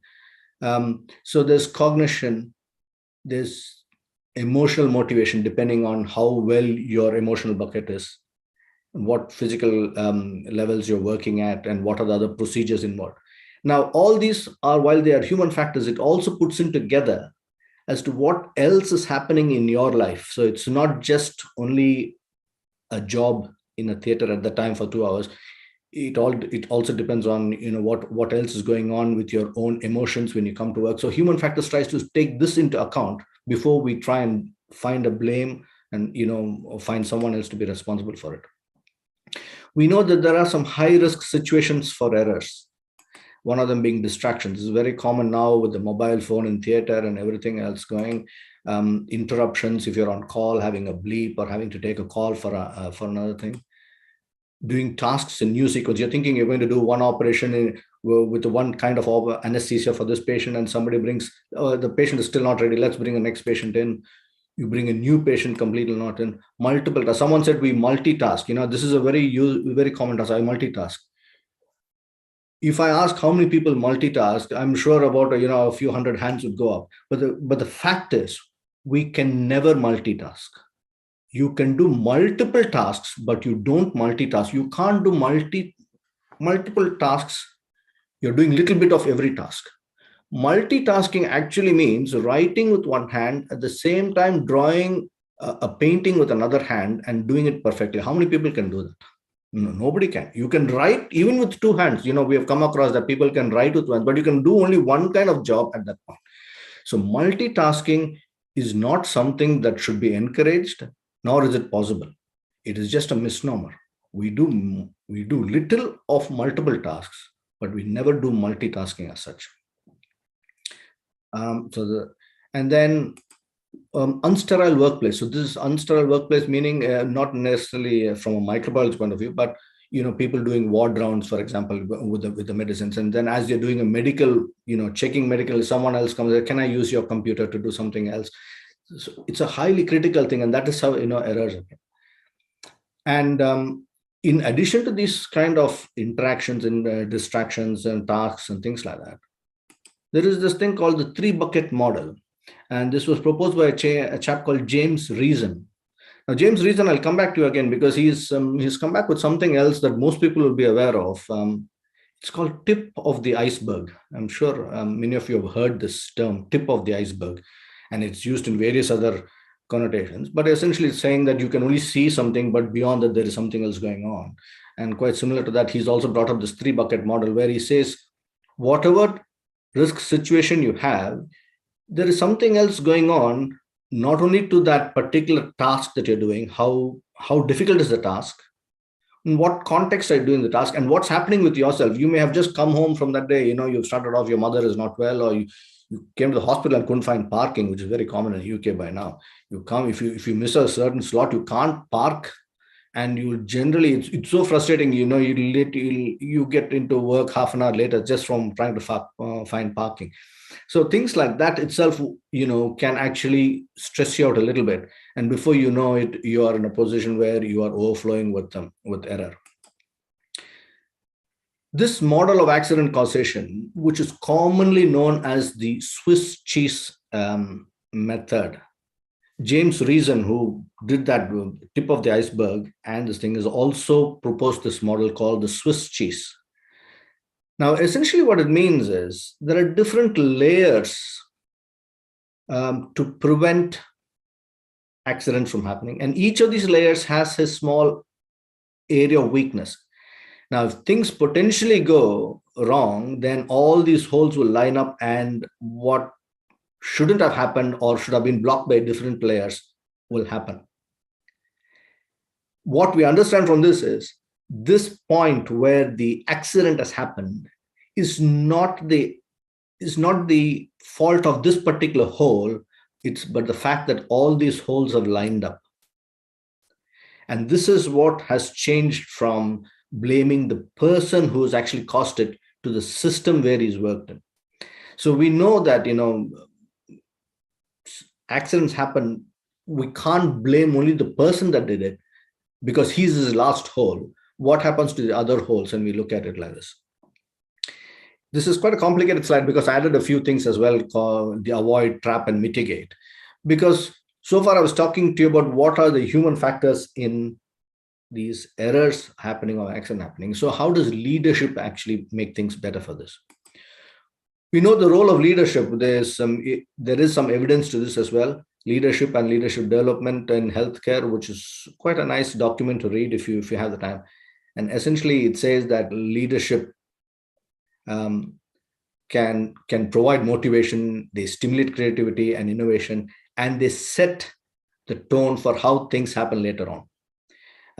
And therefore, when you go back to the, from the previous slide, this is where leadership actually happens, which is why we put this as the first barrier for an accident happening is leadership, culture and leadership. Because if this is not good, then it leads to a faulty technical support. And therefore, leadership can improve all this. Leadership is where you have vision, where you can innovate, where you can anticipate things.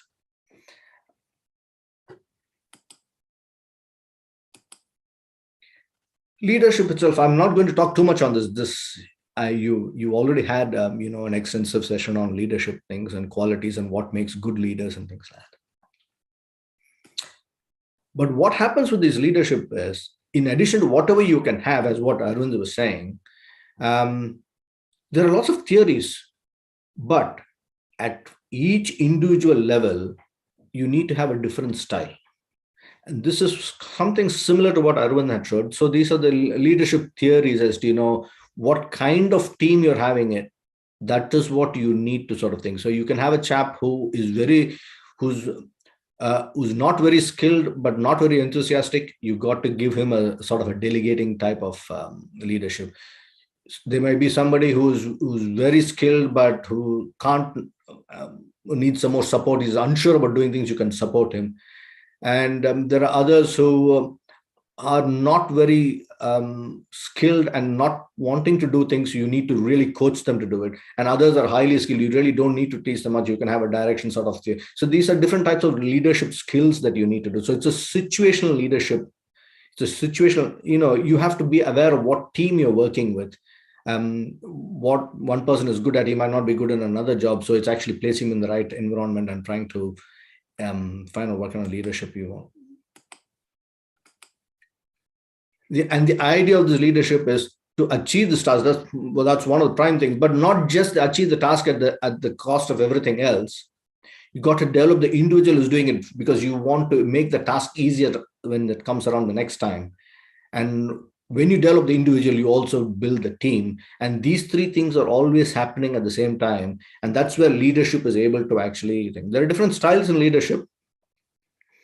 There are some who are transactional, some who are authoritarian. You will need a different kind of leadership for all this. But essentially, leadership, you will have to have this. And you'll come across this term, emotional intelligence. So that is where you need to sort of understand what needs to be done, how it needs to be done, how much can you raise conflict, how much of conflict can you put up with. These are things that you need to assess. Situational leadership, as I just mentioned to you, beware of destructive goal pursuit. I will get it done at the cost of everything. And this is what actually happens, in the Elaine Bromley case. We want to get the airway, that they were actually lost into other options. So, that is something that you need to be aware of, in successful leadership, balancing the needs of the team. recognizing self and team member, not only team member behaviors, you also need to be aware of what your own emotional liability is and what kind of thing. You must understand that as a human, you are fallible. There are two terms that you will come across. If anything you take away from this talk, it's these two terms: cognitive dissonance and confirmation bias. These are two things that you need to be aware of. Cognitive dissonance is something that you get in conflict from what is actually happening to what you think is happening. In Mahabharata, Arjuna goes to the battlefield. First thing he has is cognitive dissonance. In his mind, they're all relatives, his friends and things, but they're in battle. That itself is given an unpleasant state of mind. So this is, it's been there, it's been described before in various terms, but essentially it is that unpleasant sense, the sense of fear, which will affect your performance. And then confirmation bias. You always look for only things that you know. This is quite similar to what Professor Chan also said about that badminton player. I don't remember his name, but when he went to play with an opponent, which he thought he couldn't do, he was actually becoming less competent. Many years ago, Bala Venkat once came to UK. I presented him with a book called The Chimps Paradox. It's by Stephen Peters. I'll come to it a little later again. It's about this. It's about how your mental makeup is in approaching a common situation, what happens to your thinking process and how you can shift from being competent to incompetent, and why you do that and how you can control it. And like as Professor Chan said once again, you can practice on these things and make it better. So it's not like you're just born with it and you have to live with it forever. And the whole idea of being a leader is continuously trying to learn something. You're not trying to blame or point of the finger or find who was responsible, but seeing what you can learn from that. So once again, I'm just coming to the end of this. There are a couple of more slides, but essentially this whole thing of human factors is to look at the person with the people that they're working, what processes they're involved with, what products they're trying to do, and what is the place they're actually working. Are you working in a environment that is good? Do you have, many years ago, when one of our deans of the medical college that Bala Venkat might know, we didn't have good toilet facilities. We didn't have good, canteen facilities. When we went to she said, "You're not coming to the hospital. You're not coming to college to eat."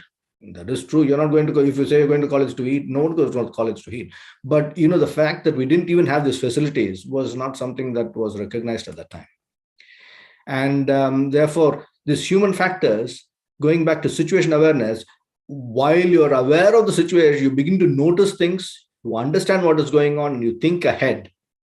And what that thinking ahead does is, it tends to, you think about whatever threat or complication you're likely to have, and helps it to either avoid it, stop it, or to reduce the impact of it. In the end, we are not here to blame individuals for what went wrong, but how to understand what they did at the time. And going back to that Elaine Bromley video, when the committee finally found out what all had happened, they went through this. The consultant anesthetists, there were 3 of them who were all highly trained. They had never had this problem before. The ENT surgeons, there were 2 of them, about 4 or 5 surgeons. They all came back to work. Once the thing was on, they were not punished, they were not thing, but once the inquiry is over, they all have come back to work. And that is the whole kind of thing about this. You don't sort of castigate someone, or you don't throw them away because they made one mistake, but it actually is to learn from it as you go along.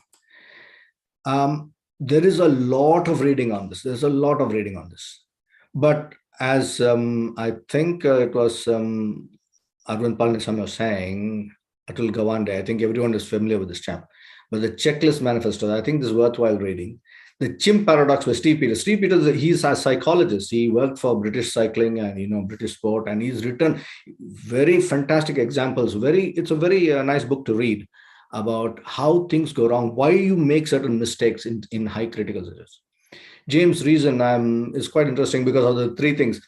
The Swiss cheese. Anything you go in any industry, let it be aviation, mechanical engineering, oil industry, anything you go, when it comes to an accident, they'll all talk about the Swiss cheese model. And it was James Reason's model, the Swiss cheese model, the stress bucket, and the tip of the iceberg. These 3 things came from James Reason.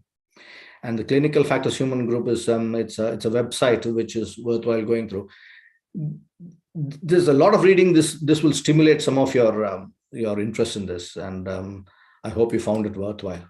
This was not meant to sort of train you on human factors, but just to give you an approach as to what is the field of human factors in various roles. We use this training program. We use it as human factors in patient safety. We do a slightly different thing, but we do a whole session on team building. We do a whole session on how do we make decisions? Why do we make errors? That whole thing goes for a half a day. Why do we make errors? There is so much of training that we can do for those. If you're interested at some point, we can get in touch with you guys. I hope you found it useful. And thank you once again for inviting me to have a chat over here. Thank you so much, Raj Kumar, for elaborating on the human factors. So I think it was an excellent array of talks, starting from excellence, going to team building, and then going into the intricacies of why a leader who's excellent all the time does not behave the same way on every day because of the situation around him, resulting in human error and resulting in catastrophes. So I think these chain of talks gave a clear insight into how to lead and how to, quoted by Dr. Naveen, Sadhguru says inner engineering. You need to go for inner engineering to make you devoid of the human error and try to be a superhuman and decrease these errors. And that was an excellent disposition. And all the three talks gave a great insight into a holistic development of each one of us who have been part of the session. And as Dr. Naveen had just put in the chat box, all this will be available in the YouTube channel, and those who couldn't come today can see these talks. And actually, before going into any question, I just wanted to say Dr. Faye Evans, the chairman of the Educational Committee of the World Federation of Society of Anesthesiologists, who was supposed to be with us, couldn't be here because of a family emergency, and we look forward to listening to her sometime in the future. And there has been one question, Dr. Raj Kumar, that a situation is very fluid. So there should be something that we assess and reassess. The same situation at a different day on a different time might have a different solution. So this has been a question that has been asked. In other words, a predicament is not the same. The challenge produced by a predicament is not the same all the time. So we need to assess and reassess.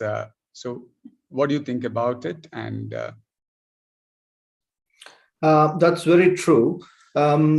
What appears to be a difficult scenario at one particular time, sometimes given time, might actually appear different. But there is also a constraint on time. So when you're dealing, say, with a critical incident, there's not much time for you to make those decisions. So you have to sort of, be a little bit fluid as to, what time. So this is where you have to take the context of the job. So what might be a simple job, in its context, there is something that you need to assess. Sometimes it might not look as bad as what it sounded. It might be that having waited for some time, you could actually do something. I very jokingly tell people when you're angry, never send an email. It'll just come back to bite you. And don't go shopping when you're hungry. That will also come back to bite you. So these are two things that you don't do. In terms of time, it looks slightly different afterwards. But you must have a certain critical time factor. So you assess. So in the situational awareness, you assess how quickly you may have to respond to this. And if you didn't, what else will happen? So these are things that you need to take. This will happen with practice. As you get into these situations, Dr. Palanisamy gave a fantastic thing of, conflict resolution, how you have a thing. So you can apply that kind of model to a time frame as to, what you would like, how you can do things without sort of, escalating the problem into an ugly or an unpleasant confront. But things, when you're in a leadership role, you will have to come across something that is slightly uncomfortable, but that's what makes you a leader. So thank you so much, Raj, for that explanation and for taking us through the journey. And your anecdote on that particular case, very crucial and important. As anesthesiologists, we encounter it. And thanks for giving a clear anecdote. And then the best part of it is, how did the husband take it? And how is that he is on a mission to prevent similar episodes by education and training? And I'm sure we will all visit that website and learn more from that. Thanks for being here. And it's been a wonderful journey today evening of learning, a lot of good insights, a lot of good thoughts. And I'm sure that a lot of homework has been given for us to read and educate ourselves and then be a better person tomorrow as a leader.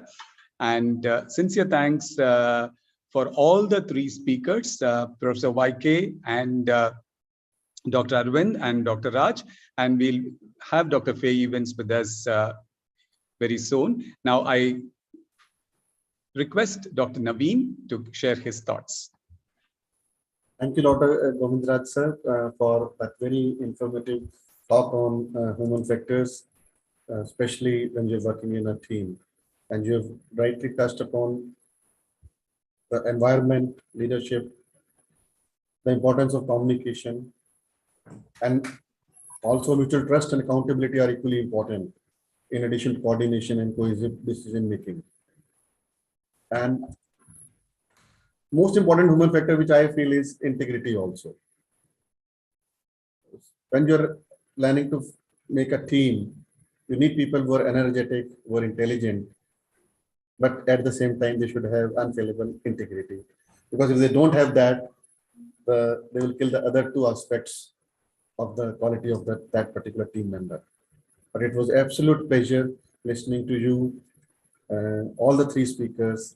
And what I'll do is I'll do less of talking and I'll allow the participants to unmute themselves so that they can interact with Dr. Arvind and Dr. Govantraj. So I am giving the option of participants to unmute themselves. So now everybody is muted, but everybody can now unmute themselves and interact with the both the speakers. And I'll first invite Dr. Anjali Bure, our Vice President ISA National, to say a few words and your comments, please. Good evening, sir. All the sessions were excellent. And Dr. Raj Kumar, I would like to ask you, this human factors really play, but what to do when things are difficult in practical times? Like people don't understand that human factor exists. So how do we cope up with that?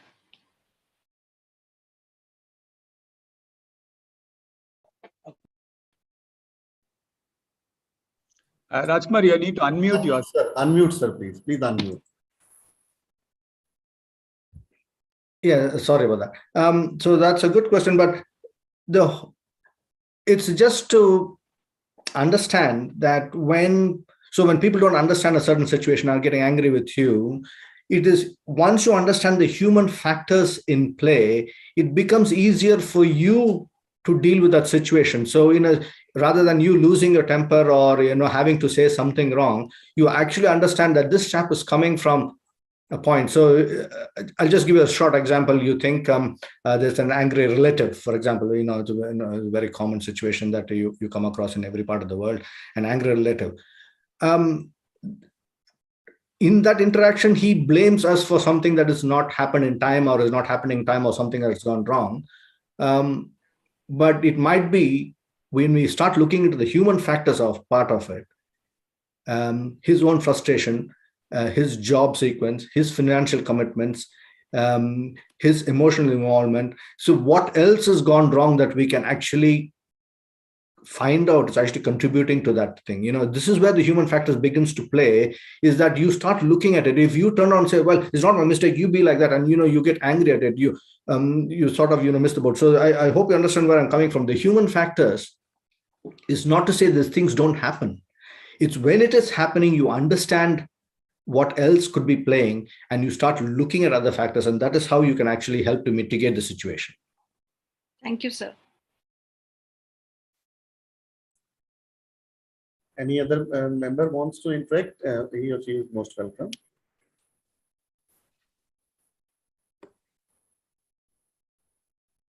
I'll take this pleasure to invite Dr. Venkatagiri.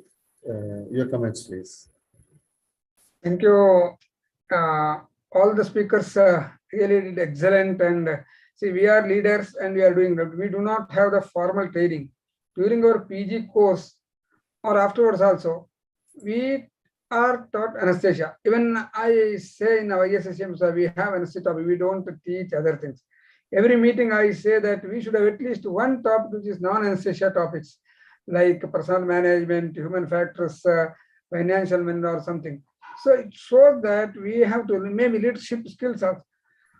We have to teach our members and others these things. So we have become leaders by default, because maybe we are team leaders in our theater, but people recognition as a team leader is less. Because I see in my own example, a physician was not thinking of we anesthetist in respect, but when his daughter joined an MD anesthesia course, afterwards whole perspective changed, that anesthesia is so much to learn, you become so much. Because many times people do not know, especially in the, I don't in Western countries, they think that we are behind the screen, we are not at all coming in front. Maybe only during the COVID we were a little come front and we were managing that. Till that time people were not recognizing. Especially one, they ask, what is this? His job is only giving a small injection. What is that? Why he is asking like a boss? Why he should ask so many things? It's only giving one injection. What is that? That's what the people mentality. And even our colleagues are. But we people who know that, yes, they know anesthesia is better, because we have only, I say that we have only 3 minutes to life and death. We can't do that. If you don't give oxygen 3 minutes, you are lost. If other person, he can always correct his decision, he can relook. We can't do look. These are things. We should have formal training for our members, and it should be maybe in CMS also repeatedly, because whatever we apply, that apply it more scientifically, how we have to situation. Because many times, yes, as he said that that day our mood may not be good, going to the hospital, so it may be a bad day. For some situation, our attitude may change, but those human factors should not affect or come in our patient management. Juniors or other colleagues always say that they accept your leadership, say that this is our management today. They always morning ask, yes, sir, what is the plan for the case today? This is a long list. How will you manage? These are things. If the plan A is like this, plan B like this case comes delayed, you do this thing and we finish the case. So we become leaders by default, and doing this, a formal training will make us better leaders and our situation. Because if you see that in recent times, I see that India, if you see that AIMS, how many AIMS are headed by anesthetists? There are many AIMS. Now all have become anesthetists because you have become leaders. See, AIMS, there are at least 4 or 5 All India Institute of Medical Sciences who are headed by anesthetists. And now, see the cancer hospital which is coming in Chandigarh, Dr. Deveta, who is another, again, anesthetist. Anesthetists are taking the roles of leadership, and maybe the government also knows that these people can do better, and their knowledge and their management of personal, interpersonal management better. That may be the reason. I do not know why, but or is it because of skill? Especially if you see that at least 4 or 5 anesthetists are AIMS directors, and in other positions also as vice chancellors of universities and others. So we should take these things.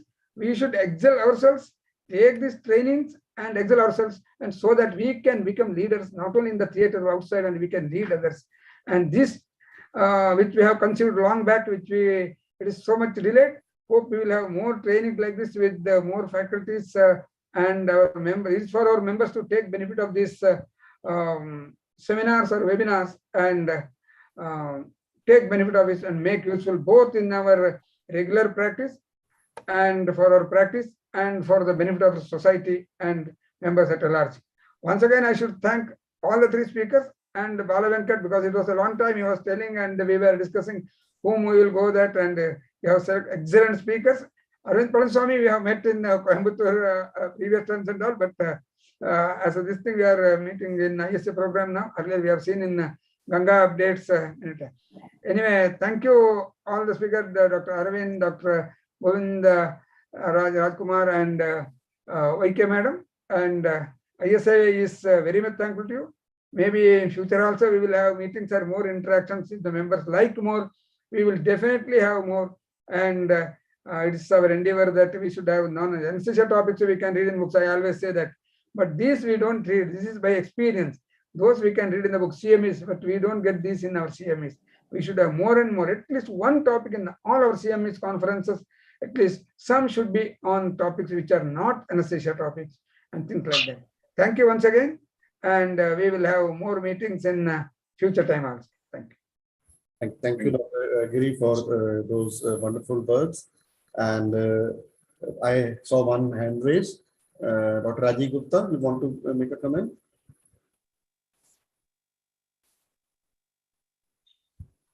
Dr. Rajiv, your audio is not able to listen to you.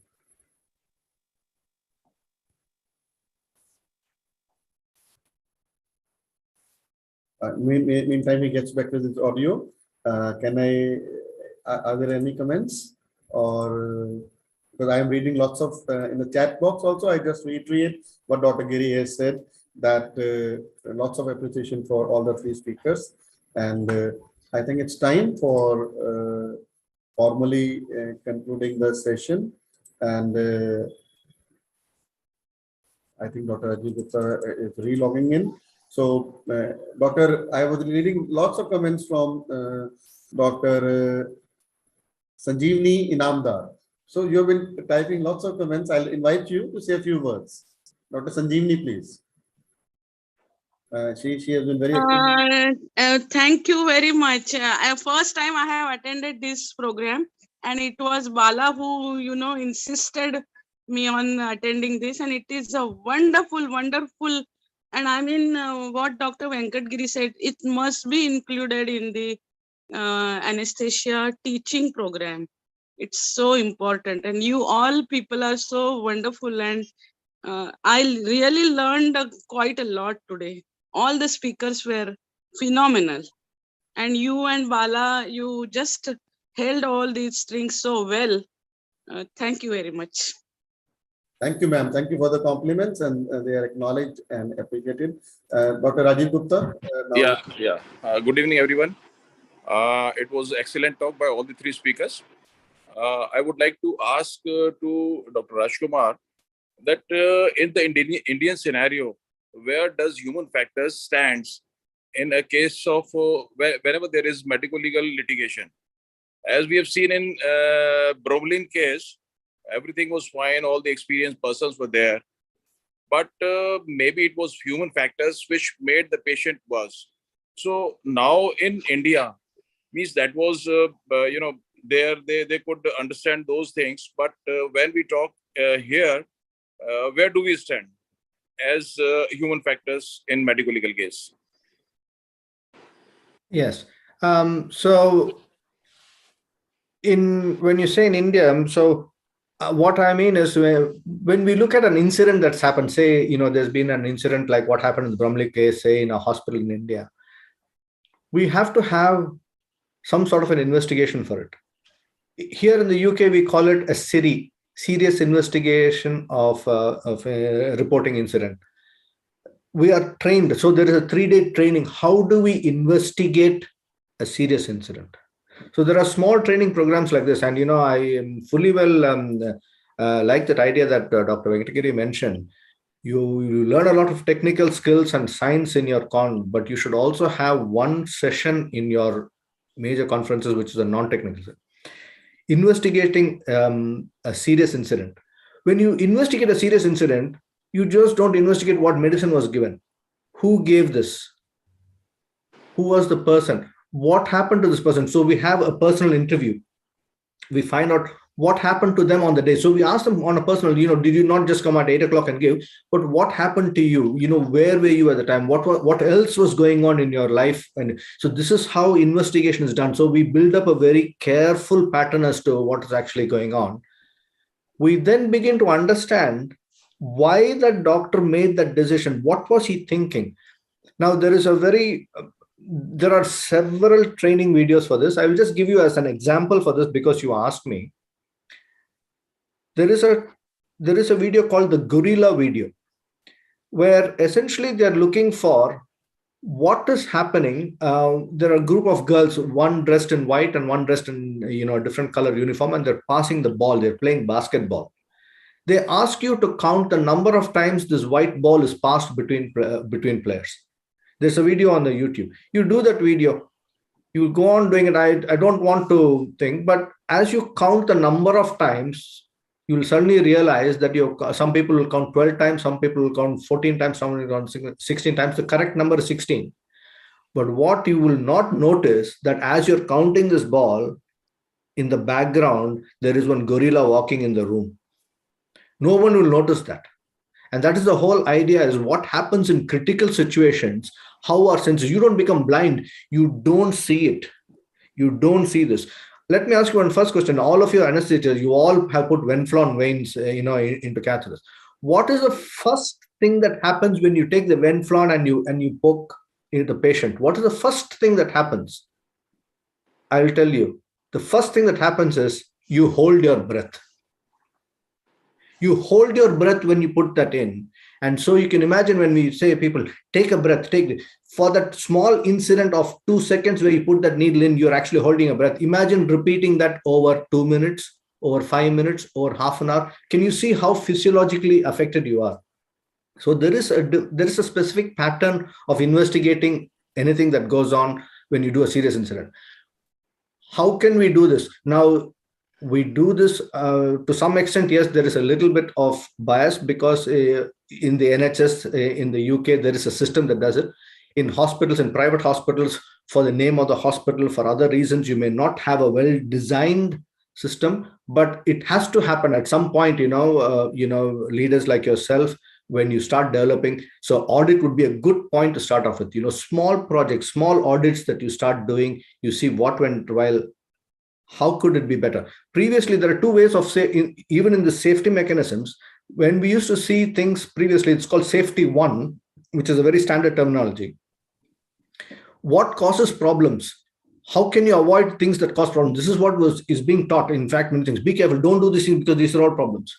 The safety two is what actually is doing well. What are you doing well? What can you do to make it better? So these are things that are being promoted. So there are different types of approaches in industry itself. When I say industry, it's all industry, and healthcare is not very separate from any other industry for having markets. So in India, to answer Dr. Rajiv Gupta's thing, I had to digress a little bit, but because you asked me, how can we do this in an Indian setup? We have to start somewhere because it is very important. It's important for the health of the patient and for the team and individuals, but most importantly, it's the health of the own doctor who's working there.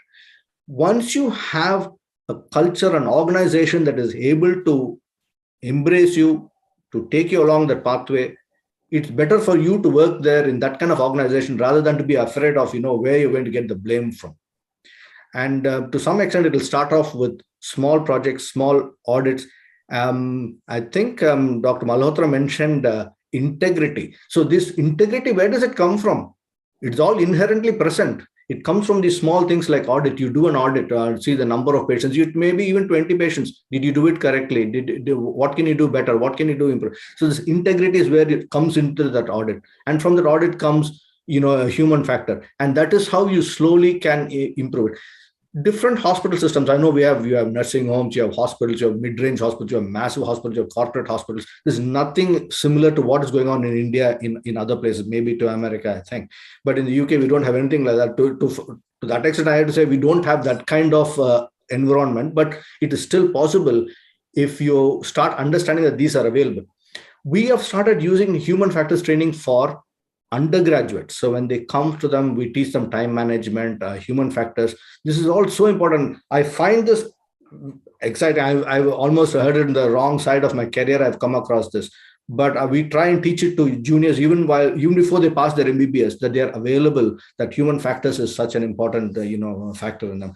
So it encourages them to learn. So I think to answer your question in a very roundabout way, I think we have to start it somewhere. If you think it's not there in your hospital, if you find it's not there, you start off in small things. There are so many training facilities. Dr. Bala Venkat will be aware of it.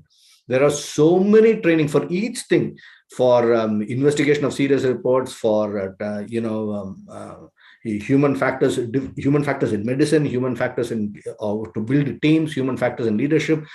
Patient safety conferences. We have conferences. 2-day conference only talking about patient safety. There is just so much that we can do.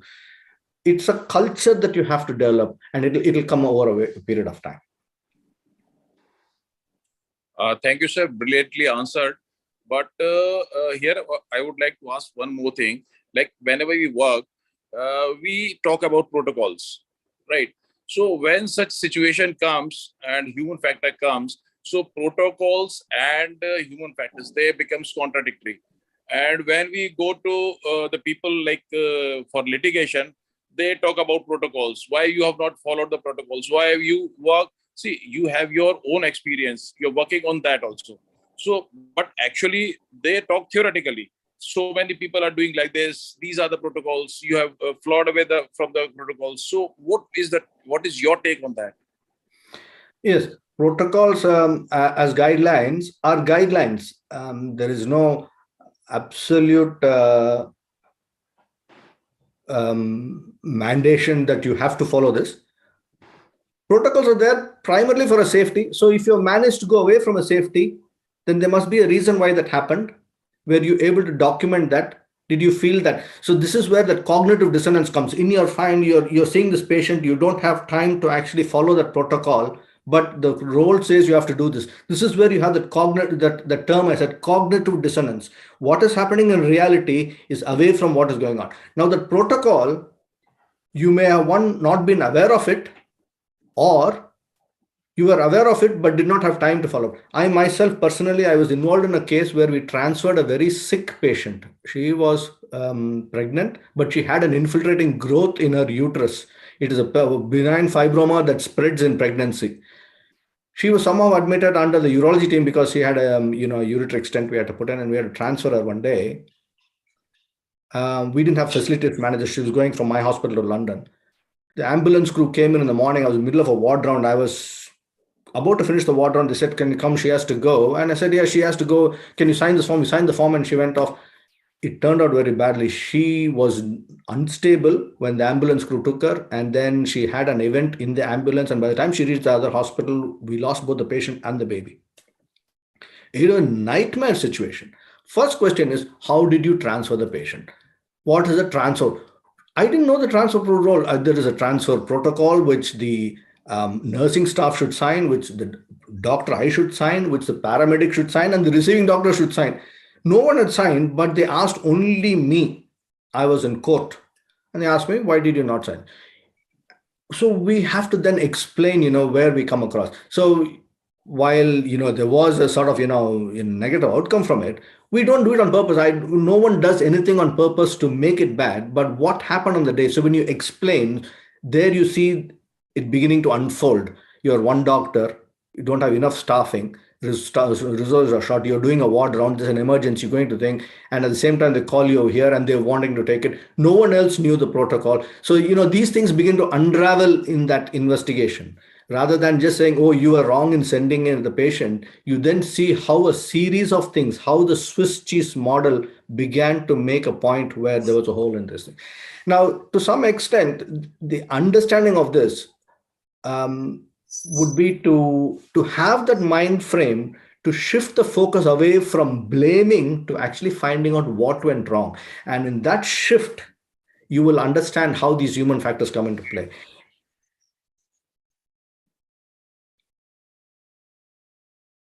Thank you so much, sir. Thank you, Dr. Govantraj, for such nice and elaborate discussion. And I've got with me final two comments from Dr. Sunil Sethi and Dr. Anjali Pure. And then I'll invite Dr. Bala Venkat for formally proposing the vote of thanks and closing the session.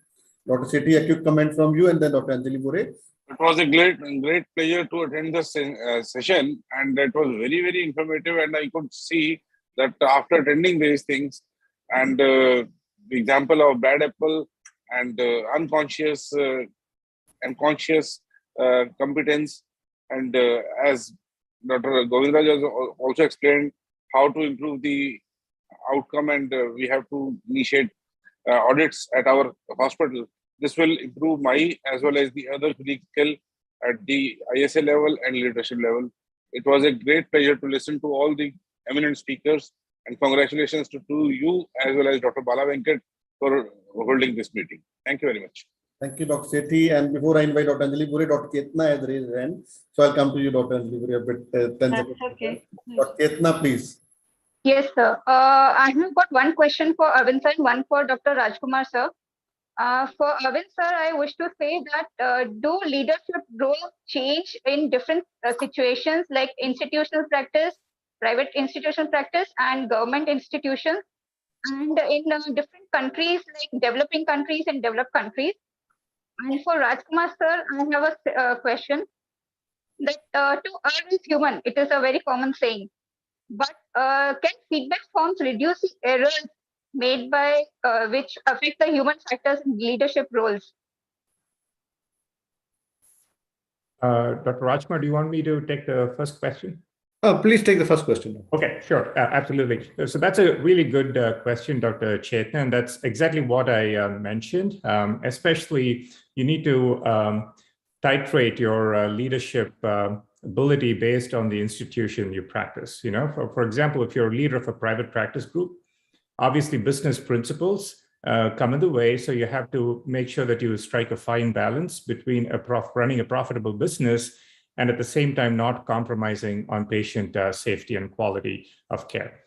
However, if you're in an academic institution, then the priorities change a little bit. Yes, you still have high quality patient care, but then scholarship, academic activity, all of these come into play. So it all depends on where, what type of institution or group or organization that you're running.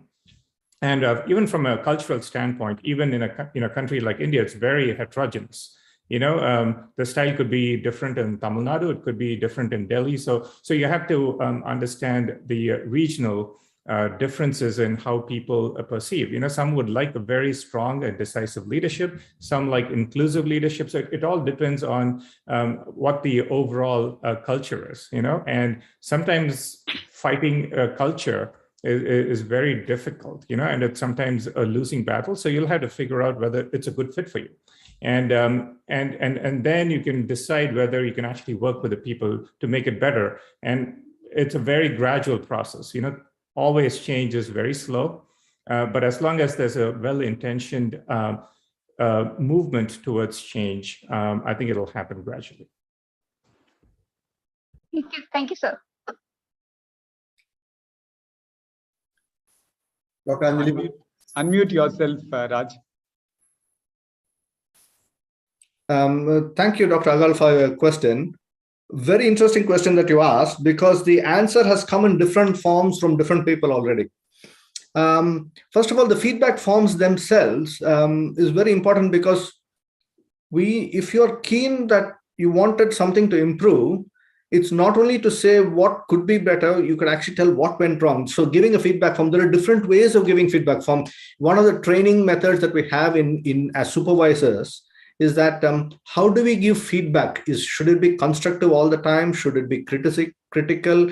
Could be constructive? How do we give feedback? So there is, you know, different kinds of techniques. It's called sandwich technique, where you say something good, then you say something bad, then you give something good, then you say, but you could do something like this. So there are different ways of giving feedback. There is training for that as well. I'm glad you asked that. But the fact that you decided that you want to give feedback, so you look at your own self, you wanted something to get better. And if you tell us how this program went and you give us some feedback and sort of thing, you remember what Professor Chan said, fantastic. She said, you know, that when you think about something, you're good, but when you come to a conference, you're better. But when you write it, you become exact. And that writing is what exactly that feedback is. You have to put your thoughts in that feedback. And so then you start realizing in that whole process what could have been better. So in your own words, you've learned from that own episode. The person reading it is then trying to then take things on board. And when he reads that reference, he's trying to see, you know, are you trying to be critical? Is there a truth to this? Or could he explain why certain things didn't go well? So there is an interaction. So depending on how well he's interacting with the feedback. So it's not only how well you write the feedback, it's how well you interact with feedback as well. You know, we have to give it. One of the things, Atul Gawande, you know, that's the other thing that Arvind Palniswamy said about, you know, Atul Gawande. That book, the Checklist Manifesto, one of the most important things for a leader is to debrief. When you finish the operation, how did your team do that day?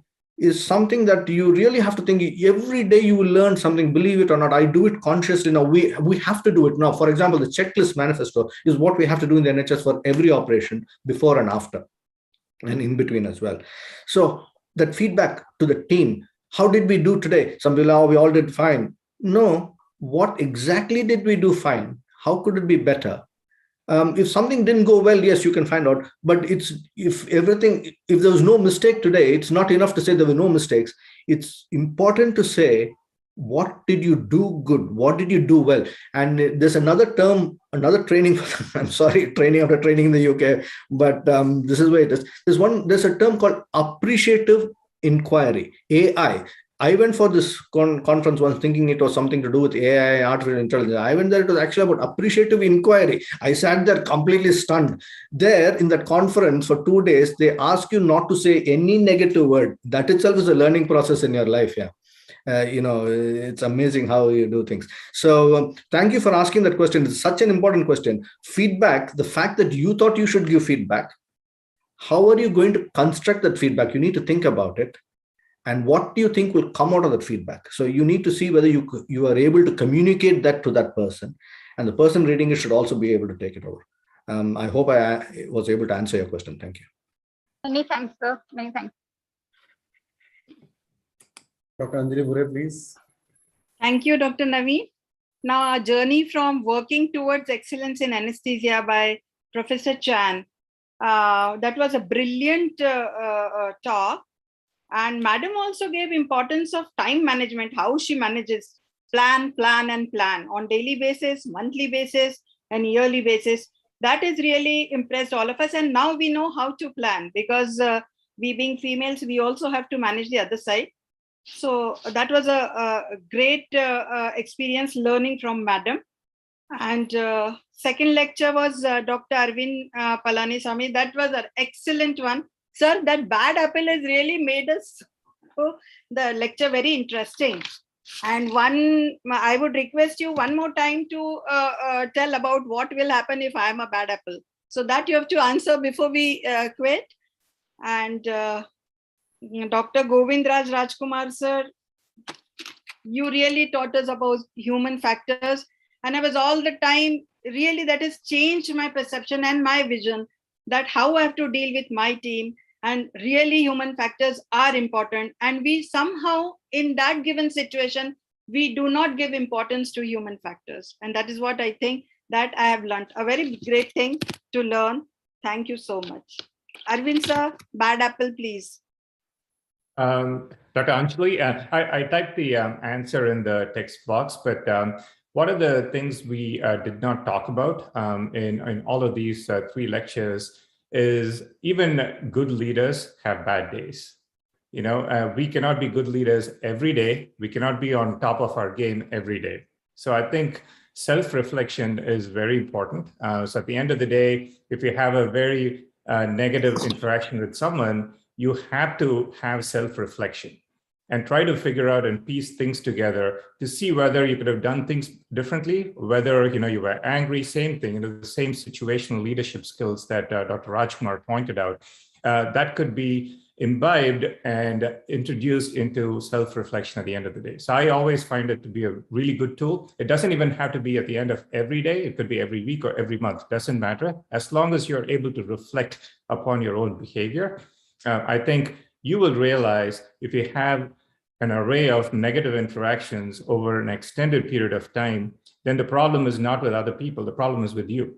So that's one way. And obviously, if you have a hierarchy in your department, you will hear about that from other people. So that's where someone who is higher up than you in the hierarchical scale should actually approach you and say, listen, I've been hearing a lot of negative things. So, but I think even before it gets to that stage, just self-reflection alone and seeing the magnitude of negative interactions. So there always has to be a fine balance. One of my mentors, Dr. Alex Evers, who was one of the, I would say, a very successful department leader, a thought leader, was a chair of anesthesiology for 27 years in the US. And he told me a 90-10 rule, which is, if I get feedback about you from every people you work with, you should get at least 90% positive feedback. There's always going to be someone who's going to be unhappy with you for some reason, and that's okay. If you get 100%, that's also not good, because that tells you that you just bend your back to everyone and you become a people pleaser, then you cannot be a leader, so you have to strive a fine balance. So if the proportion of negative interactions outweigh the proportion of positive interactions, then you'll have to start thinking about, okay, how do I change my behavior? Did that answer your question, Dr. Anjali? Thanks a lot. Thanks a lot.